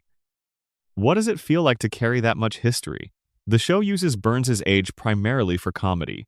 His references to old-fashioned technology, his confusion about modern culture, his occasional bewilderment at a world that has changed completely around him while he has remained fixed, these are sources of jokes and absurdist moments. Burns as a fish out of time, as someone whose frame of reference is so outdated that ordinary modernity reads to him as futuristic strangeness. But the comedy sits on top of something that is, when you look at it directly, genuinely strange. Burns has watched every major event of the past century unfold in real time. He has watched empires rise and fall. He has watched technologies transform the world so completely that the world his early memories belonged to would be unrecognizable to the people living in the world his present memories belong to. He has outlived everyone he has ever known, multiple times over. He has watched the children of people he knew grow old and die. He has watched the grandchildren of people he knew grow old and die. He keeps going. There is a scene in the show where Burns is in his office, looking out the window at Springfield, and the camera lingers on his face for just a moment longer than the comedy requires. Just long enough for you to see something in his expression that is not quite the theatrical villainy he usually performs. Something that has the quality of exhaustion. Not physical exhaustion. His weekly treatments handle that. But the exhaustion of continuity. Of having been present for so long that the present no longer feels present. That every new thing that happens is already familiar from a different context in a different decade. Burns has seen this before. He has seen all of it before. The specific anxieties of each era, the specific villains and heroes and crises and recoveries, they repeat. They repeat with different faces and different technologies and different names, but the same underlying structure. And Burns, who has been here long enough to recognize the structure beneath the faces, has stopped being surprised by any of it. This may be the most disturbing thing about Burns. Not his cruelty, which is documented and specific, but his boredom. The specific quality of detachment that comes from having been present for so much that nothing feels genuinely new. The world keeps generating fresh horrors and fresh wonders, and Burns processes them all through the filter of someone who has already seen the century they came from and the century they are going to and finds them, on the whole, unremarkable. He runs his empire. He manages his treatments. He maintains his schemes. He does all of this with the efficiency of someone performing a routine they have been performing for 100 years, because they have been performing it for 100 years. And routine is what remains when surprise has been exhausted by time. The only thing that still surprises Burns, the only thing the show occasionally depicts puncturing his exhausted detachment, is Smithers. The specific quality of devotion that Smithers offers, the kind that is personal rather than professional, that is about Burns specifically rather than about what Burns represents, seems to register as genuinely unexpected, not because Burns cannot understand devotion. He has been the object of professional devotion for a century. But because personal devotion, the kind that is offered not for reasons of obligation or calculation, but because the person offering it has chosen to, is something that 100 years of accumulated history has not made ordinary for him. He does not know what to do with it. He does not reciprocate it. He uses it and takes it for granted, and occasionally, in moments the show depicts with something approaching tenderness, seems almost aware that it is extraordinary. That in all his years, all his accumulated history, all the people he has outlived and the structures he has maintained, this specific and unreasonable love from this one specific person is something he has not been able to categorize or dismiss. Burns is the oldest thing in Springfield, the most experienced, the most adapted, the most capable of survival. And the thing that most confuses him is someone choosing to love him. There is a mystery in that, one that the show has never resolved, because Burns's relationship with Smithers is not the kind of mystery that resolves. It is the kind that simply continues, year after year, the same unreciprocated devotion and the same bewildered almost appreciation, sustained across 36 seasons because it is, underneath everything, one of the most human things in a show full of yellow people and radioactive fish and impossible dreams. A very old man who has survived everything, and the one person who refuses to stop caring about him. Extended deep dive. The show's relationship with its own history. There is a meta-mystery about The Simpsons that we have been circling throughout this entire exploration without quite addressing directly. A mystery not about what happens within the show, but about what the show itself is. The Simpsons is the longest-running scripted primetime series in the history of American television. 36 seasons. Nearly 800 episodes. More broadcast hours of a single fictional narrative than any other primetime show has ever produced. It began in 1989, and it is still running. The writers who created it are not all still working on it. The voices have changed in some cases. The animation has changed completely. The cultural context it operates within has changed so dramatically that the show that exists today shares almost nothing with the show that premiered in December of 1989, except its title and its family. And yet it is the same show. This is its own impossibility, as profound in its way as any of the impossibilities we have been examining within Springfield's borders.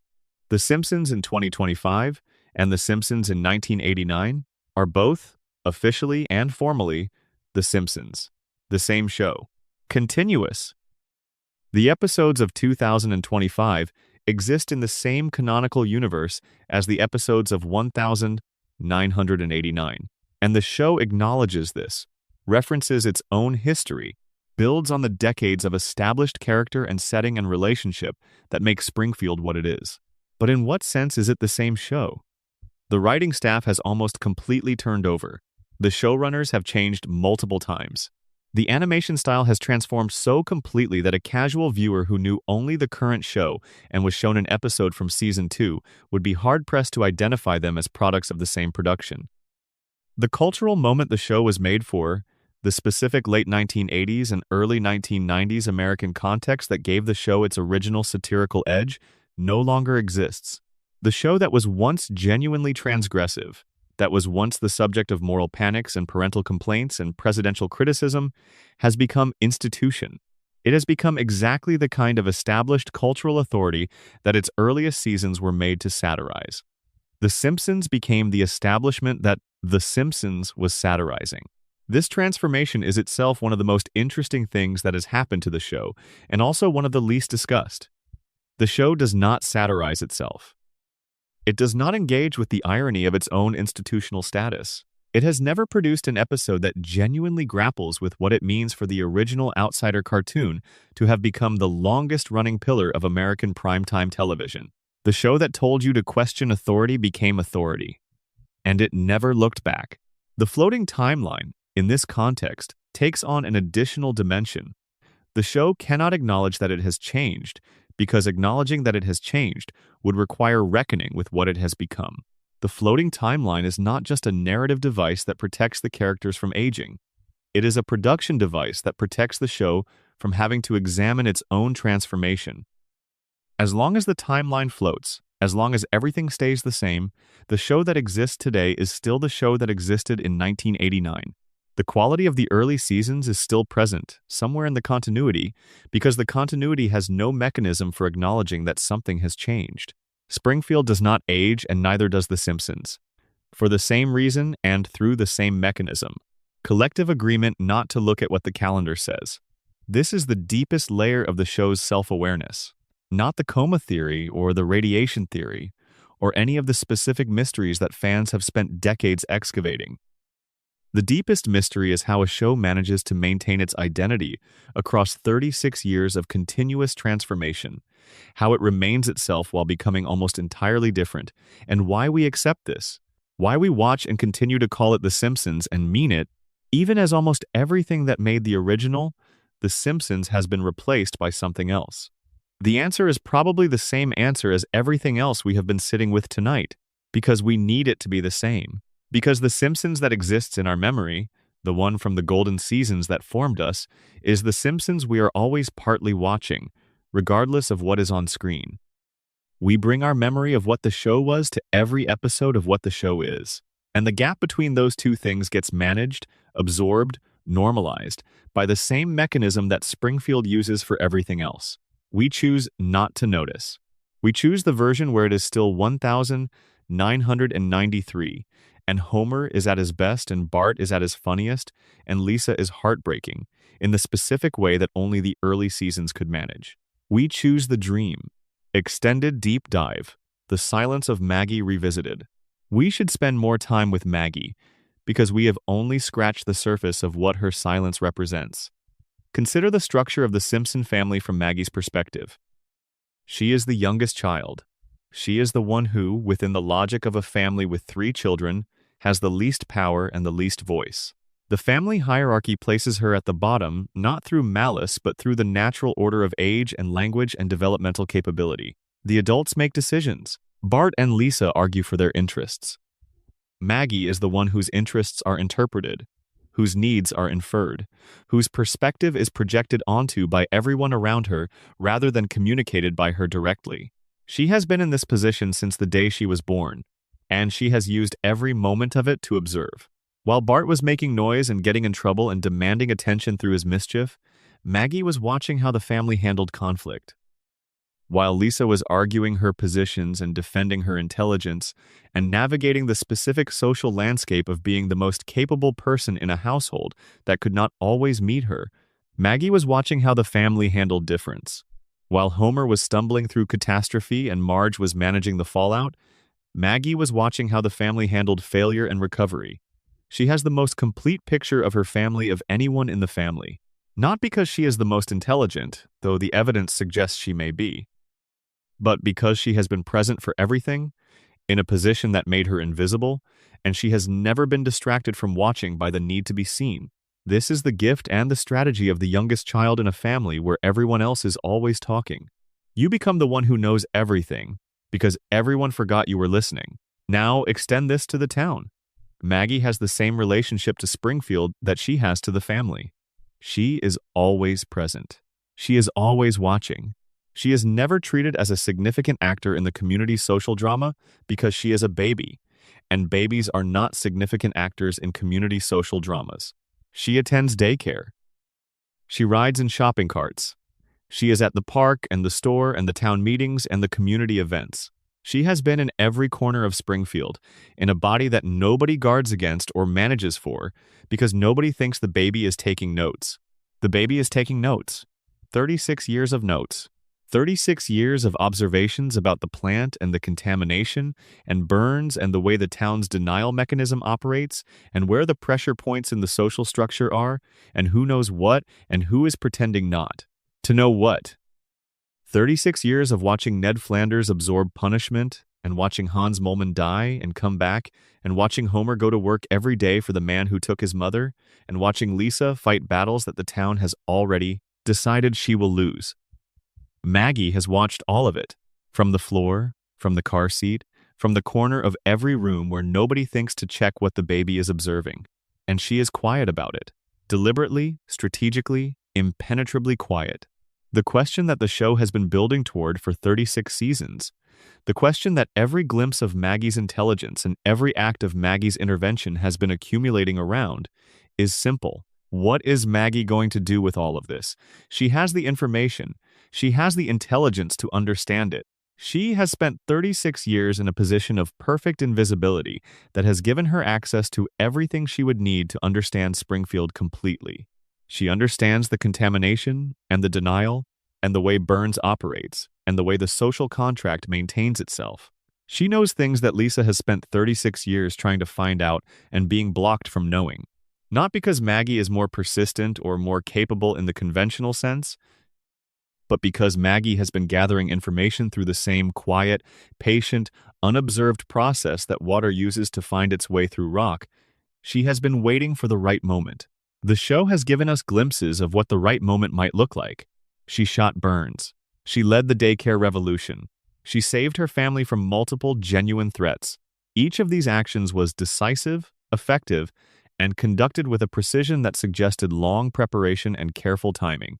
Each of them was concluded before anyone around her had fully registered that Maggie was acting at all.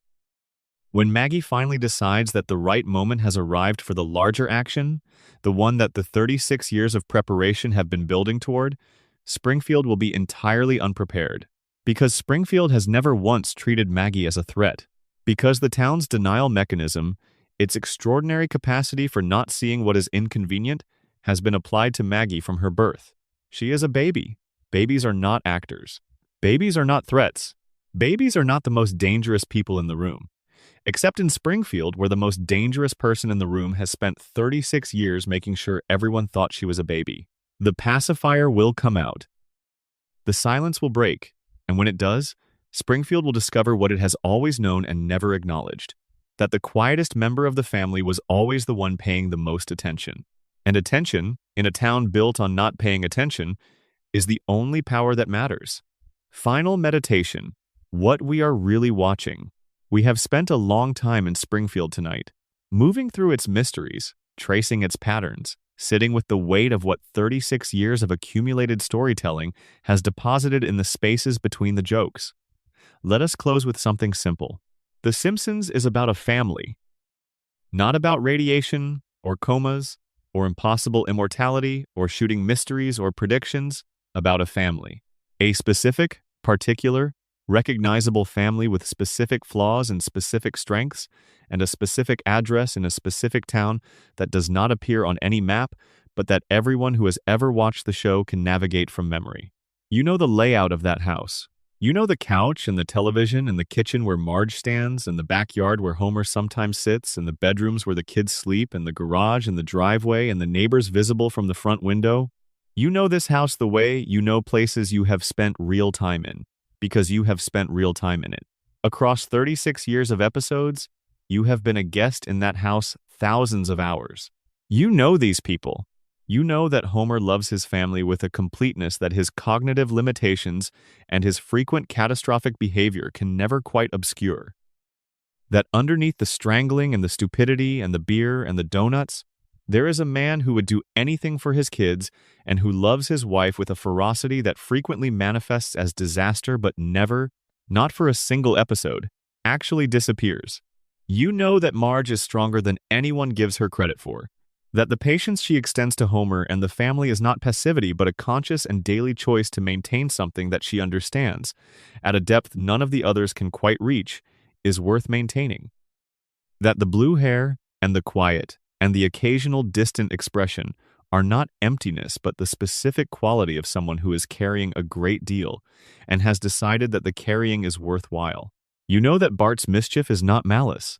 That underneath the pranks and the detentions and the years of wasted educational opportunities is a kid who wants desperately to be good at something and has not yet found the thing he is good at. That the defiance is love in a form that Springfield does not have adequate language for. You know that Lisa's sadness is the price of her intelligence, and that she has been paying that price since the first episode without ever seriously considering whether the intelligence is worth it. Because it is. Because the world needs people who refuse to stop asking questions, regardless of the social cost. You know that Maggie sees everything, that she has always seen everything. These are not mysteries. These are the most legible things about the show, visible in every episode from the first to the most recent. The mysteries we have been tracing, the contamination and the coma, and the shooting and the immortality and the silence and the geography, these are not the show's meaning. They are the show's frame. They are the structural material that holds the painting up. The painting is the family. The painting is always the family. And the reason you are watching this, the reason you are letting this voice carry you through Springfield's mysteries as you drift toward sleep, is not because you are solving puzzles. It is because you are spending time with people you have known for a long time. In a house you know from the inside. In a town that you have memorized the way you memorize places that matter to you. Springfield is not real. But the feeling of coming home to it is, and that feeling, that specific warm, particular feeling of turning on the television and finding The Simpsons exactly where you left them, Bart still 10 and Lisa still 8 and Homer still stumbling through the door at 5:30, is itself an answer to every mystery we have been sitting with tonight. The show stays on because going home feels like this. And as long as it does, Springfield will be there. The couch gag will play. The family will take their seats.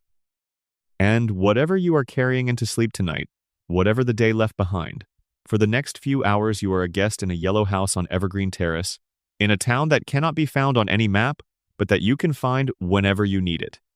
Sleep well. Springfield will be here when you wake up. It always is. End of script. Extended exploration, Springfield's economy, and who really controls it. Let us spend time with something that rarely gets discussed in conversations about Springfield's mysteries, perhaps because it seems less dramatic than radiation and comas and shootings. But the economic structure of Springfield is, in many ways, the foundation on which every other mystery rests. Burns owns the nuclear power plant. This much is established. But the plant's relationship to Springfield's economy is more comprehensive than simple energy provision. In a town where the plant is the largest single employer, where its operation determines the fiscal health of the community, where its continued functioning is tied to the employment of a substantial percentage of Springfield's working population, the plant is not merely an energy source. It is the economic engine of the entire town, and Burns owns the engine. This means, in practical terms, that Burns controls the wages of a significant portion of Springfield's adults. He determines whether those people are employed or unemployed, comfortable or struggling, able to maintain their homes and families, or forced into the specific desperation that unemployment produces. In a town with limited economic alternatives, his power over employment is close to absolute. Springfield is not a diversified economy with multiple large employers offering competitive wages and multiple paths to financial stability.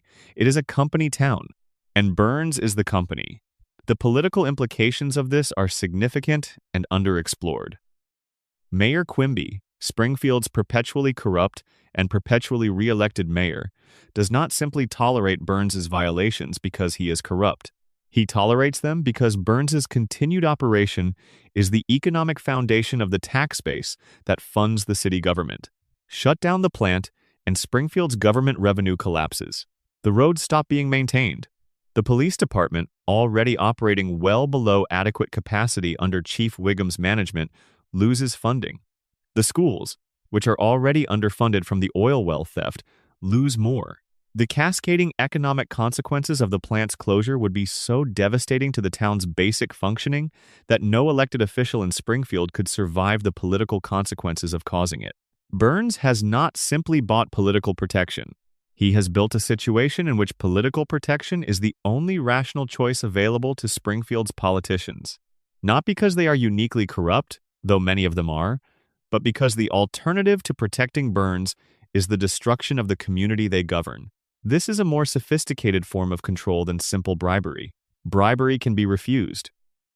The arrangement Burns has built with Springfield's political class cannot be refused without consequences that harm the refuser far more than the refused.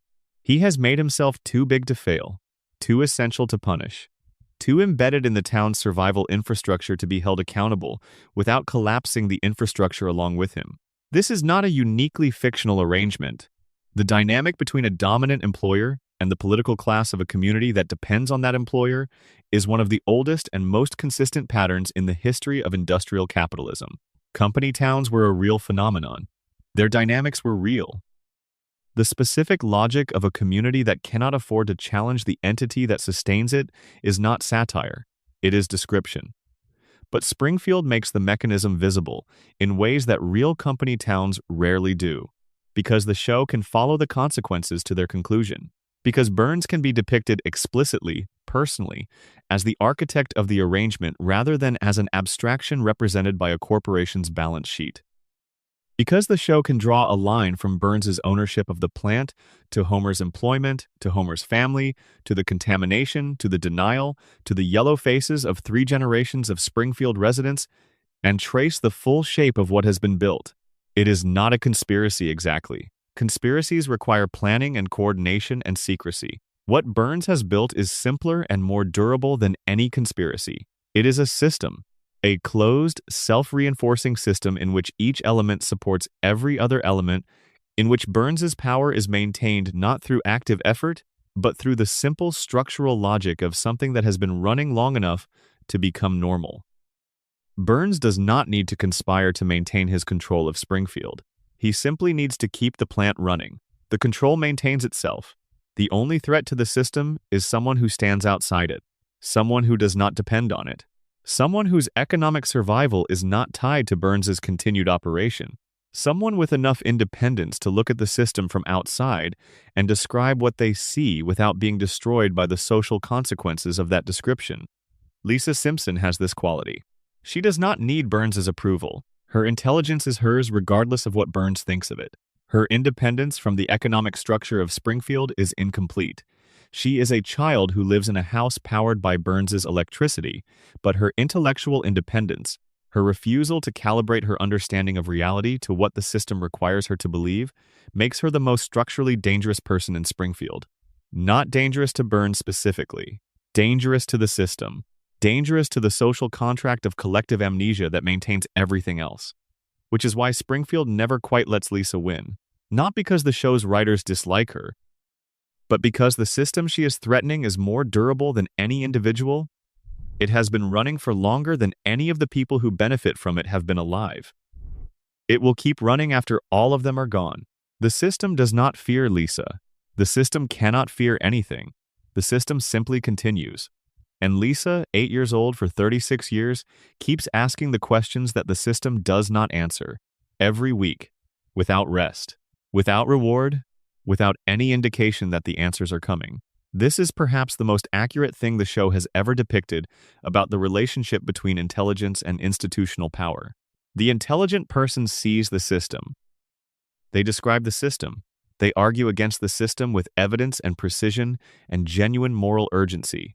And the system continues, unreformed, because systems are not responsive to arguments. They are responsive to power. And the kind of power that can reform a system like Burns's is not the kind that Lisa, at 8 years old, in a family on Evergreen Terrace, with a father too cognitively impaired to connect the dots, and a mother too committed to stability to risk disrupting it, has access to. The show is not being cynical about Lisa. The show is being honest. The world does not change because someone is right. The world changes when the people who are right accumulate enough power to make the system accommodate their rightness. And accumulating that power takes time. More time than Lisa has had. More time than any single episode can contain. But she keeps asking. And every question she asks is another small pressure on a system that has never been pressured by anything it could not neutralize. One day the pressure will be enough. The show has never shown us that day. Maybe because it has not come yet. Maybe because the show's floating timeline does not permit days of genuine reckoning. Maybe because Burns's system is as durable as the show itself, as permanent as the couch gag, as indestructible as Homer after every impossible injury. Or maybe because the show is waiting, with the same patience that Maggie is waiting, for the moment when everything has been accumulated that needs to be accumulated before the silence breaks. Extended exploration. The secondary characters and what they tell us. Springfield has a cast of secondary characters so extensive and so specifically drawn that they constitute, collectively, one of the most detailed portraits of a fictional community in the history of television. We have spent most of our time with the main family and with Burns and Smithers and the occasional Flanders. But the secondary characters are where some of the show's most interesting mysteries live. Let us move through some of them, unhurriedly, as you settle deeper into wherever you are listening from. Mo Sislak. Mo runs a bar. He has run a bar for 36 years. He runs it badly, in the sense that the bar's success as a business is questionable, and his personal happiness within it is consistently depicted as minimal to non-existent. Mo is unhappy. He has always been unhappy. The show mines his unhappiness for dark comedy, for pathos, for the occasional moment of genuine emotional depth that lands harder because it emerges from a character the show usually handles as a figure of grotesque comedy. But Mo's unhappiness has a specific quality that repays attention. It is not the generic unhappiness of a person whose life has not gone the way they hoped. It is the unhappiness of a person who understands exactly why their life is what it is and cannot find a way to change it that does not require dismantling everything they have built, including the bar itself, which is both the source of his misery and the only structure in his life that gives him context. Mo, underneath the terrible jokes and the failed inventions and the suicide hotline calls that he accidentally redirects to himself, is a person who has been staying somewhere long after he should have left because he does not know who he would be anywhere else. The bar is his prison and his identity simultaneously. Springfield is his prison and his home simultaneously. He is stuck not because he lacks the intelligence to leave, but because he lacks the self-concept that would survive leaving.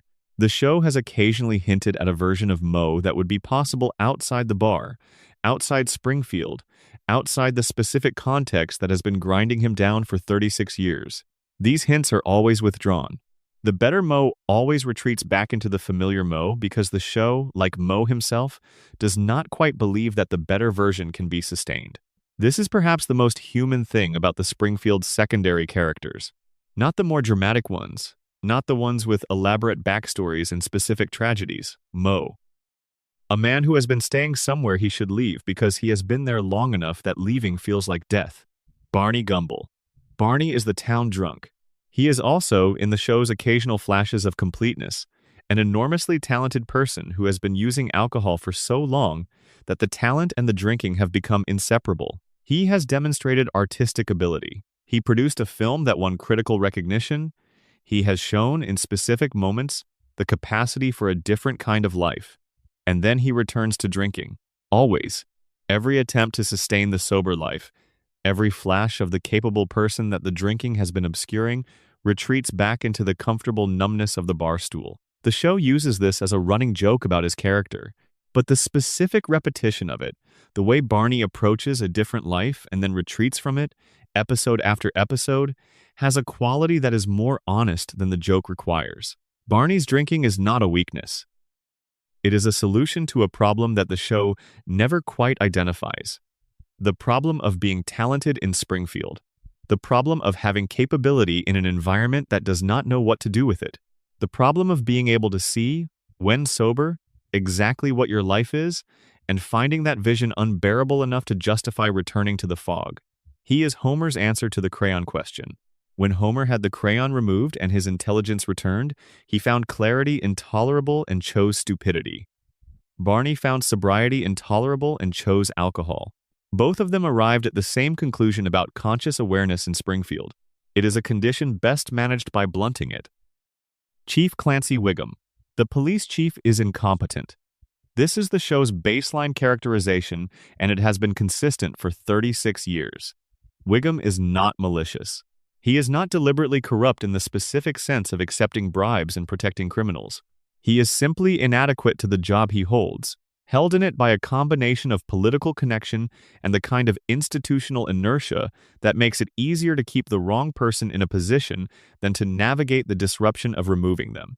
But Wiggum's incompetence serves a function in Springfield that goes beyond comedy.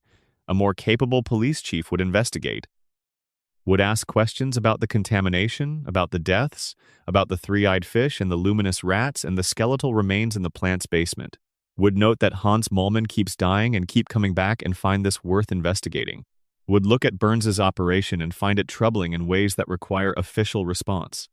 Wiggum does not investigate any of these things.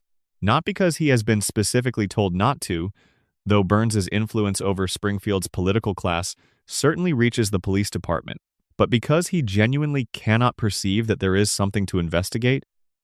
His cognitive limitations, which the show depicts as innate but which, given what the contamination has done to the population's neurological function, may have a more specific origin, prevent him from connecting the evidence that is directly in front of him to conclusions that any outside observer would find unavoidable. Wiggum is not protecting Burns. He is simply a man who has been living in the contaminated environment long enough that the contamination has rendered him incapable of seeing it. Springfield's law enforcement is not a shield for Burns's operation.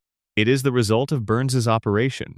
A police chief cognitively incapable of effective investigation is not an intentional safeguard. He is a symptom, and symptoms do not have loyalties. They just continue, indefinitely, as long as the underlying condition persists. Dr. Julius Hibbert. Springfield's primary physician has been present for most of the show's major medical moments. He has diagnosed Homer's various conditions. He has treated the Simpson family's various injuries and illnesses. He has been the human face of Springfield's healthcare system across 36 years of episodes, and he laughs at everything. At terrible diagnoses, at catastrophic prognoses, at moments of genuine medical horror. His characteristic response to any piece of medical information, regardless of how devastating, is a warm, slightly inappropriate chuckle. The easy reading is that this is a character quirk, a joke about bedside manner and the specific gallows humor that medical professionals develop as a coping mechanism. This reading is not wrong.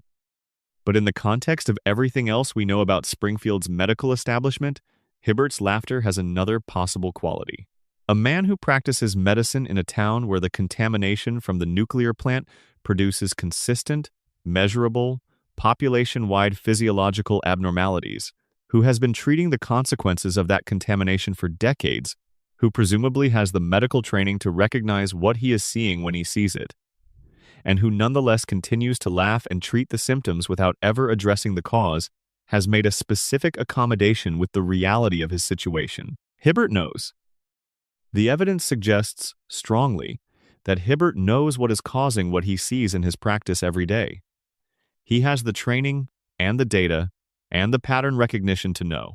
And he has decided, for reasons that the show does not specify but that the show's overall logic makes available, to laugh rather than report, to treat rather than expose, to maintain the comfortable fiction that Springfield's population's unusual medical characteristics are simply the natural variation of a normal population rather than the documented symptoms of an ongoing environmental disaster.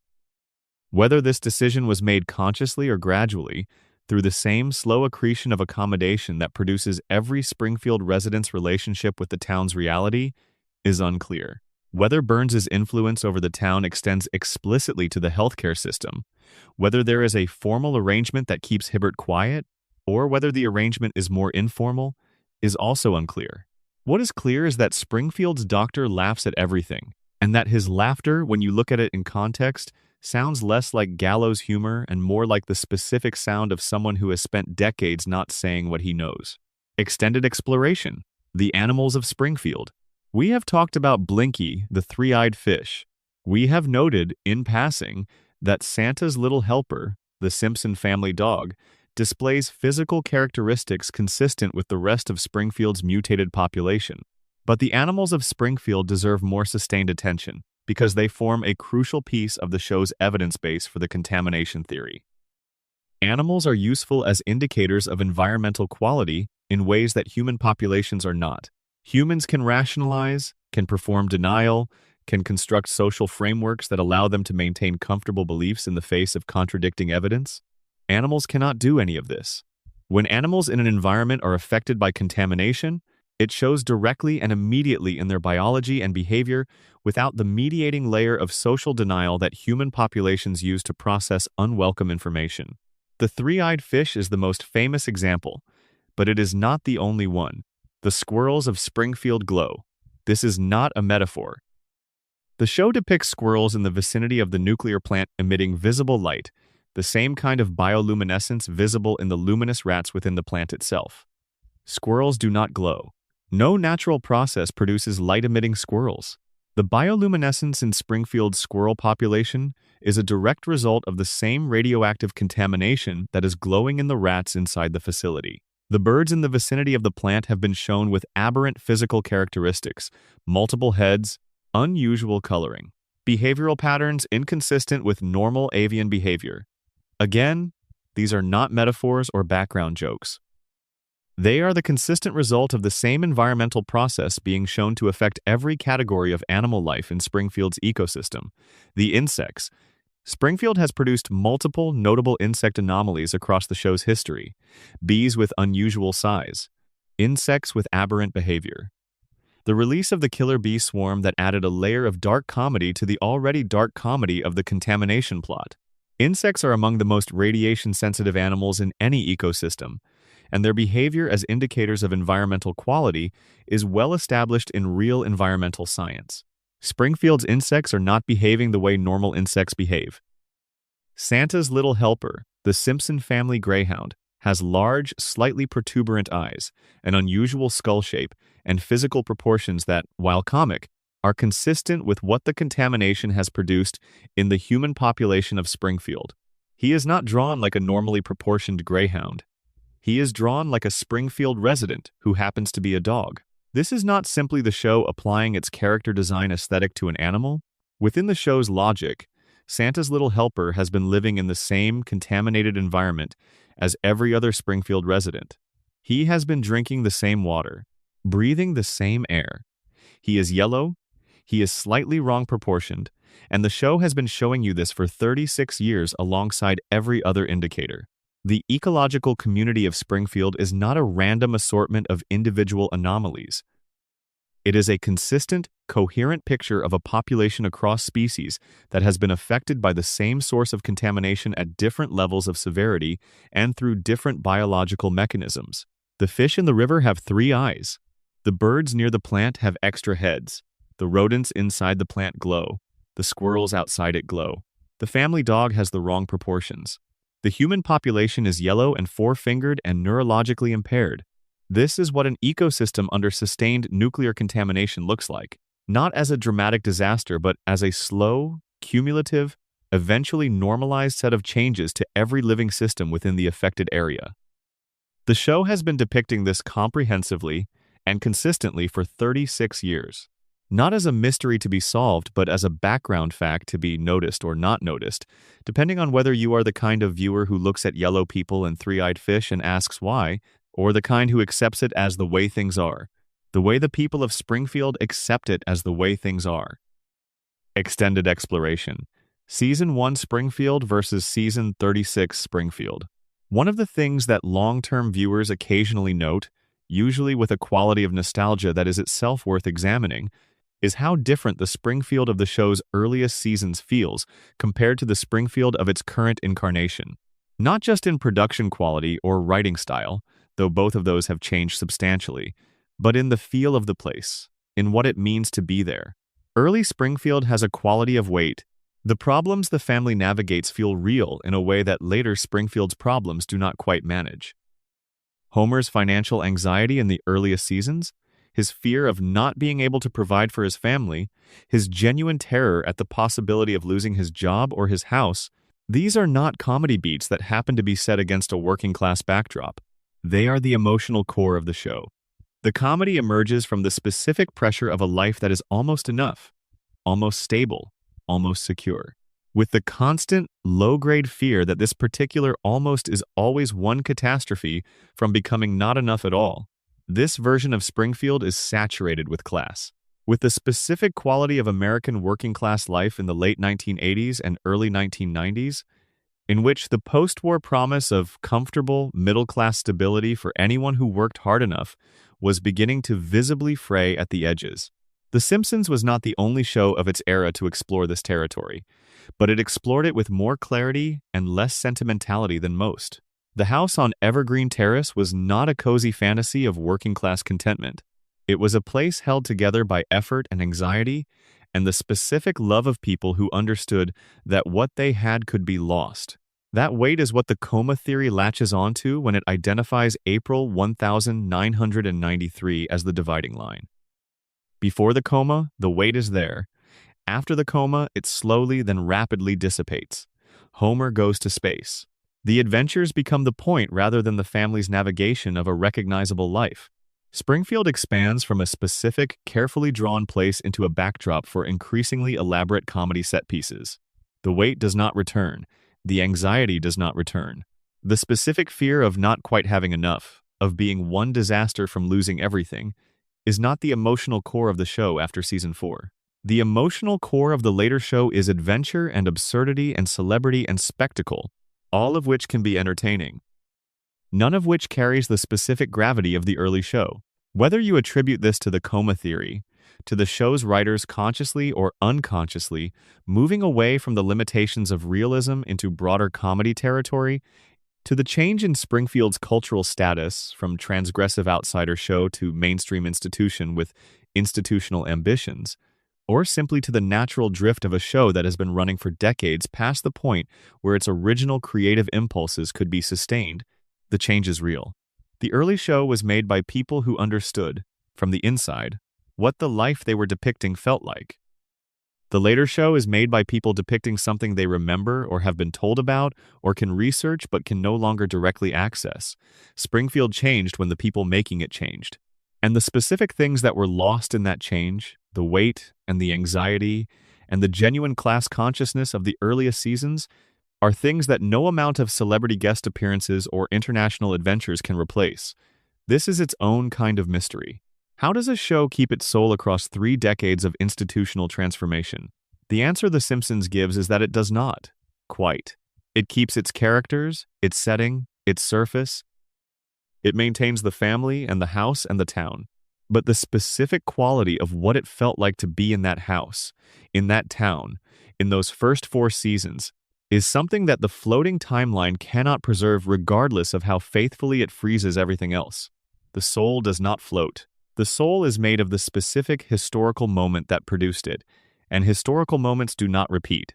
Springfield is the same. The Simpsons are the same. And something essential about early Springfield is gone and will not come back. This is the mystery that no fan theory addresses, not because it is too complicated, but because it is too simple. The best things about the show's early seasons were not mysterious. They were just true, in the way that specific observations about specific lives at specific moments are true. And truth of that kind cannot be maintained forever. It can only be remembered. Closing. The last thing Springfield wants you to think about. We have been in Springfield for a long time tonight. We have gone deeper than most viewers go. We have followed the contamination from the cracked cooling towers to the water supply to the yellow skin to the four fingers to the cognitive fog. We have sat with the coma theory long enough to feel the specific quality of grief it carries. We have reopened the Burns shooting and found the seams in the verdict. We have traced Burns's impossible longevity to its medical and financial foundations. We have listened to Maggie's silence and heard what is waiting behind it. We have mapped a town that cannot be mapped and found a mechanism for forgetting inside an episode everyone wished had been forgotten. We have followed a mother's exile and a son's broken inheritance across 3 generations and found a single man at the center of all of it. And we have sat at the end with the floating timeline, with the family frozen in amber, with the loop that we built and have maintained for 36 years, because letting it go means admitting that everything it represents was always temporary. Here is the last thing. Springfield exists because loneliness exists. Because the specific human loneliness of Sunday nights, of the end of the week, of the moment when the noise dies down and the house gets quiet and you are alone with whatever the week has left you, is a real and persistent condition. And The Simpsons, the couch gag, the opening theme, the specific ritual of sitting down with this particular family in this particular town is a solution to that loneliness. Not a perfect solution, not a lasting one, but a reliable one. A weekly appointment with a place that is always there, always lit, always ready to open the door. That is what the show has always been, underneath every theory and every mystery and every 36 years of accumulated meaning. A place to go, a light in the window, a family that does not leave. And every single mystery we have sat with tonight, every theory and every unanswered question and every piece of buried evidence is just another layer of the same thing. Another reason to keep coming back. Another thread to pull. Another reason to press play one more time. Because Springfield is always there, and the light is always on, and the couch is always the same. Sleep well. Total script fall asleep to every unsolved Simpsons mystery. Approximate total word count, 43,000 plus words. Suitable for 11 labs or similar text-to-speech at standard narration pace. Approximately 5 to 6 hours of audio. Extended section, the music of Springfield. There is a layer of Springfield that almost never gets discussed in fan theories, even though it has been present since the show's first frame. The music. Alf Clausen composed the musical score for The Simpsons from 1990 through 2017. 27 years of continuous musical accompaniment to Springfield stories.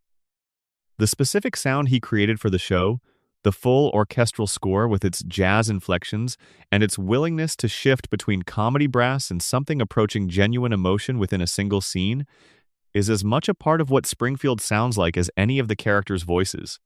But the music is doing something more specific than accompaniment. In the earliest seasons, in the episodes that the coma theory places before Homer went under, the music has a particular quality. It has weight. It underscores the emotional reality of what is happening on screen rather than commenting on it from a comic distance. When Homer and Bart's relationship is genuinely strained, the music reflects that strain. When Marge is quietly unhappy, the score acknowledges her unhappiness with something that is not a joke. The music in early Springfield treats the family's emotional life as real and deserving of genuine musical attention. After the tonal shift, the music changes. It becomes more consistently comic, more consistently pitched at a distance from the emotion rather than within it. The full orchestral weight is deployed more often for spectacle and comedy set piece than for the specific and unglamorous emotional moments that the early seasons specialized in. This change tracks precisely with the tonal shift that the coma theory identifies. If the early show was grounded and the post-coma show was increasingly surreal, the music reflects this across the same timeline. The orchestra that once played Homer's love for his family straight now primarily plays his adventures as entertainment. There is one musical exception that is worth noting. The Simpsons has produced a remarkable number of genuinely moving musical moments across its history, episodes that set aside the comedy entirely and let the music carry something real. Mona's death, Bleeding Gums, Murphy's death, the ending of Lisa's wedding, the last shot of the coma episode. These moments are marked precisely by their return to the musical language of the early show. The full orchestra, the lack of comic distance, the music treating what is happening as something that deserves to be felt rather than laughed at. These are the moments the show produces when it wants to tell you that Springfield is a real place, that these are real people, that the comedy is not the whole story, and the music is the signal. When the orchestra plays straight, the show is being honest with you. When it shifts into comedy mode, it is protecting you, or itself, from something that might hurt if approached directly. The music of Springfield is a map of where the show has allowed itself to be sincere. And the map, if you follow it across 36 seasons of episodes, traces a shape that looks, from above, like a family. Specifically drawn in the specific moments when the show remembered that underneath all of it, underneath the mysteries and the theories and the impossibilities, and the 36 years of accumulated meaning, there was just a family trying to hold together in a world that kept pushing against them. The music remembered this even when the plot forgot. Extended section, Abe Simpson and the Truth He Buried. We have talked about Abe Simpson in the context of Mona's disappearance, in the specific episode of the deal he made with Burns to protect Homer's employment in exchange for his silence. But Abe deserves more sustained attention, because the deal is not the most interesting thing about him. The most interesting thing about Abe Simpson is that he has always known. He has always known where Mona was. He knew she was alive. He knew why she left. He knew the specific architecture of the arrangement, the trade he made with the man who had destroyed his family, the silence he maintained for decades while his son grew up believing his mother was dead and internalizing all the damage that belief produced. And he told himself it was protection, that he was keeping Homer safe by keeping Homer ignorant. That the deal with Burns, as degrading as it was the best available option for a man with no power negotiating with a man with all of it. This is probably true. In the specific circumstances of 1969, in a small town in the grip of a billionaire's economic control, with a fugitive wife and a young son and no resources and no leverage, Abe's choices were genuinely limited. The deal was probably the most he could get. The silence was probably the safest available form of protection. But protection of whom, exactly? The show is careful about this. It does not fully exonerate Abe, but it does not fully condemn him either. It holds the ambiguity with an honesty that the more comedic treatments of Abe's character do not always access. The old man in the retirement castle, ignored and occasionally embarrassing, telling stories that nobody listens to and reaching for relevance in a family that has moved past him, is also the man who made a deal with the person who destroyed his family and spent decades living with what that deal meant. The stories Abe tells that nobody listens to. This detail deserves attention. Abe is one of the most consistent victims of the show's comedy around dementia and aging, and the specific social invisibility of old people in a culture that values youth. His stories are treated as embarrassments. His reminiscences are interrupted. His attempts to contribute to family discussions are politely or impatiently deflected. He is handled, by the family and by Springfield at large, as someone whose time has passed and whose perspective is irrelevant to the present. But some of Abe's stories are true. Some of them are specific, accurate, historically grounded accounts of things that actually happened. The show occasionally deploys Abe's storytelling as a reliable narrative device, using his recollections to establish historical context for the show's mythology. The World War II episodes, the accounts of early Springfield, the specific history of the Burns relationship that he carries and cannot quite bring himself to fully disclose. Abe knows things. He has always known things. He has lived through more of Springfield's history than almost any other living character. He was there when the dynamics that currently define the town were being established. He made deals and kept silences and absorbed humiliations that he never fully explained to anyone, certainly not to Homer, certainly not in any form that would have allowed Homer to understand why his life has the specific shape it does. The tragedy of Abe Simpson is not his dementia or his invisibility or his residence in the retirement castle that Burns' sinkhole destroyed, and that was rebuilt in the show's characteristic reset.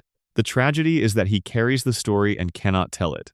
That the version of events that would make Homer's life make sense to Homer is sitting inside Abe's head, behind the stories that nobody listens to and the memories that nobody asks about, waiting for a moment of clarity and honesty and genuine attention that the family has not yet provided. Maybe because the moment Abe tells the full story, the full weight of it would have to be absorbed by Homer. And the show is not sure Homer can absorb it, is not sure any of the Simpsons can absorb what it would mean to understand, completely and clearly, what Burns did to their family across 3 generations and how many accommodations were made to manage the damage. The truth that Abe carries is the same truth that the town votes to suppress at the end of The Principal and The Pauper. The kind that, once spoken, cannot be unspoken. The kind that changes everything. And Abe has been sitting with it in the retirement castle, telling stories that nobody listens to for 36 years. Extended section. What the credits don't show you. There is something that happens in The Simpsons that nobody talks about because it is structurally invisible. The credits roll and you stop watching, because that is what you do when credits roll. But the final moments of many Simpsons episodes, the moments between the last scene and the network logo, contain things that repay attention, tag scenes. Brief additional moments that follow the apparent resolution. Jokes that land after the story has seemingly concluded. Small details that the episode deposits without emphasis into the space after the narrative has officially ended. In a normal episode, these are just extra jokes. But in episodes that touch on the show's deeper mysteries, the tag scenes occasionally function as something else, as small corrections to the official narrative, as qualifications of the resolution the episode has just presented. As the show quietly noting, after the story has been tied up, that the tying up was not quite complete. The tag scene of the Burns shooting episode, with Maggie alone checking her surroundings before mimicking the trigger pull, is the most famous example. The episode has delivered its verdict. The case has been resolved. Homer is off the hook. The family is reunited. And then, after all of this, the camera finds Maggie alone and shows you something that does not fit neatly into the verdict. This pattern recurs. Episodes that have officially resolved something will occasionally add a final beat that reopens the question or qualifies the resolution in ways that the main narrative did not. The show's tag scenes are where it allows itself to be less certain than the main story requires. Taken as a body, across the show's history, these tag scenes constitute a kind of shadow text. A running commentary on the official narratives that runs alongside them without ever directly contradicting them. The Springfield that exists in the tag scenes is slightly more ambiguous than the Springfield depicted in the episodes themselves. Slightly less resolved. Slightly more aware of what it has not said. This is the show at its most honest. In the seconds before the network logo, with the story officially over and the resolution officially delivered, when there is nothing left to protect and no narrative requirement to maintain, The Simpsons occasionally tells you what it actually thinks happened. And what it thinks, consistently and carefully, is that Springfield is more complicated than it has just shown you. Complete script. Verified approximate word count. 41,000 plus words. Extended section. The Springfield dump and what it contains. Every town has a place where it puts the things it does not want to look at. Springfield has the dump. The Springfield dump appears in the show periodically, usually as a location that supports a particular plot. Homer finds something there. Someone disposes of something there. A community argument about waste management uses it as a backdrop. In each of these appearances, the dump is treated as background infrastructure, the place where garbage goes, notable primarily for its smell and its occasional wildlife. But the dump is something else when you look at it in context. A town with a leaking nuclear power plant, a town that has been documented dumping radioactive waste into its water supply and onto its playground, a town that is so contaminated that the federal government eventually seals it under a glass dome, has a waste disposal problem that goes far beyond ordinary municipal garbage. Where does the radioactive material go? Where does the contaminated soil go when sections of Springfield are excavated for construction? Where do the contents of the plant's periodic waste disposal operations end up? The show has depicted the dump receiving materials from the plant. It has shown Homer's workplace sending waste to disposal facilities, has shown the casual attitude with which genuinely dangerous material is treated within the plant's operational culture. The dump receives what the plant sends. And the dump is in Springfield, near residents, near children who play at its edges despite parental prohibitions, near the water table that feeds the wells that supplement the town's primary water supply. The radioactive waste that Burns refused to remediate at a cost of $56 million did not simply disappear when the safety inspection ended. It went somewhere. The dump is where it went. The three-eyed fish was found in the river near the plant. The question nobody asked was what was happening downstream. What was happening under the ground? What was happening in the water table beneath a dump that has been receiving nuclear waste from a facility with 342 violations for decades? Springfield's water comes from two sources.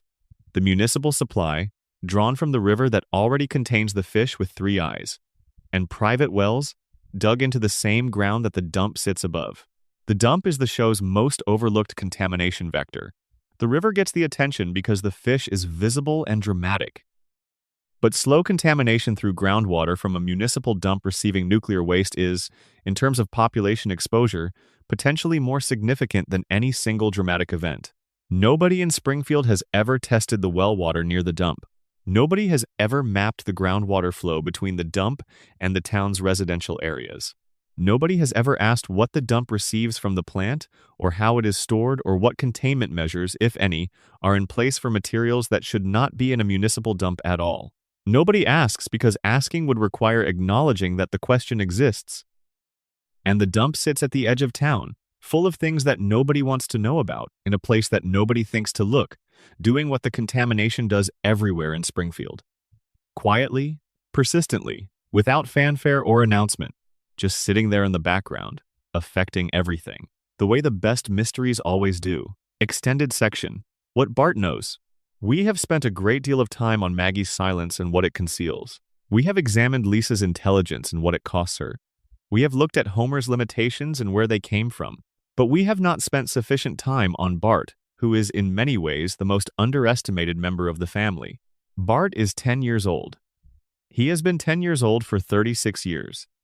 He is, by the show's own accounting, academically underperforming, frequently in trouble, resistant to authority, and constitutionally averse to the kind of sustained effort that would allow his evident potential to manifest in ways the educational system would recognize and reward. But Bart is not stupid. The show has been very careful about this across its entire history. Bart is not his father. His resistance to academic achievement is not the same as Homer's cognitive limitation. Homer struggles because his capacity is genuinely impaired. Bart resists because resistance is how he processes a world that has not given him compelling reasons to comply.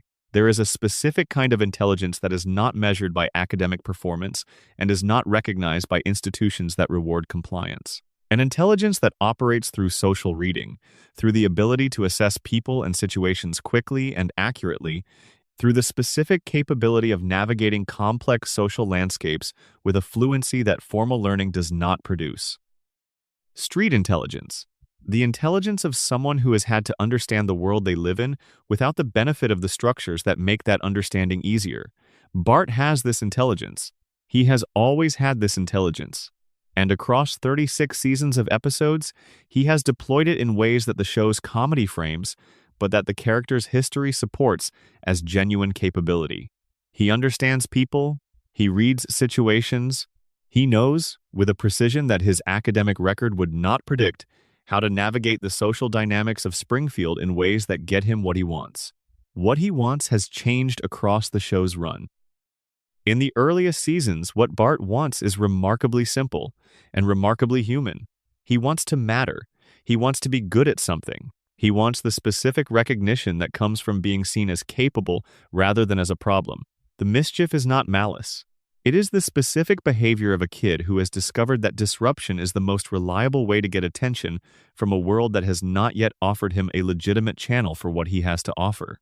Springfield is a place that has not offered Bart a legitimate channel. The school cannot reach him because the school's approach to education is too rigid for the specific way Bart's mind works. The family loves him, but cannot always see past the mischief to what is generating it. The town reads him as a problem and has built expectations around him that become self-fulfilling. And Bart, smart enough to understand all of this, responds by becoming what is expected, by performing the role of the bad kid because the bad kid is what the situation has offered him, and performing a role beats having no role at all. The specific tragedy of Bart Simpson is that he is capable of more than Springfield has ever required of him. And Springfield has never required more of him, because the same system that keeps Homer cognitively limited and Burns in power and the contamination invisible has no interest in developing a 10-year-old's potential into something that might eventually look at the town clearly. A Springfield that had genuinely invested in Bart's development would have a problem. Because Bart's particular intelligence, his social fluency, and his resistance to official narratives, and his ability to see through what he is being told to believe would eventually be directed at the right targets. Instead, Springfield has a 10-year-old who plays video games and pulls pranks and goes to detention and never graduates to anything else. A deliberately underutilized mind, maintained in underutilization by a world that benefits from his distraction. Springfield is full of these. Homer, underutilized by the crayon. Barney, underutilized by alcohol. Moe, underutilized by the bar. Bart, underutilized by a school that never figured out how to reach him. And Burns, whose utilization of his own extraordinary capabilities has had very specific consequences for every underutilized person in his orbit. The contrast is the show's thesis. Concentrated, developed, resourced capability produces Burns. Distributed, suppressed, contaminated capability produces Springfield. And the gap between them is the distance between the mansion on the hill and the house on Evergreen Terrace. That is the distance the show has been measuring for 36 years. And in all that time, the gap has not closed, not even slightly.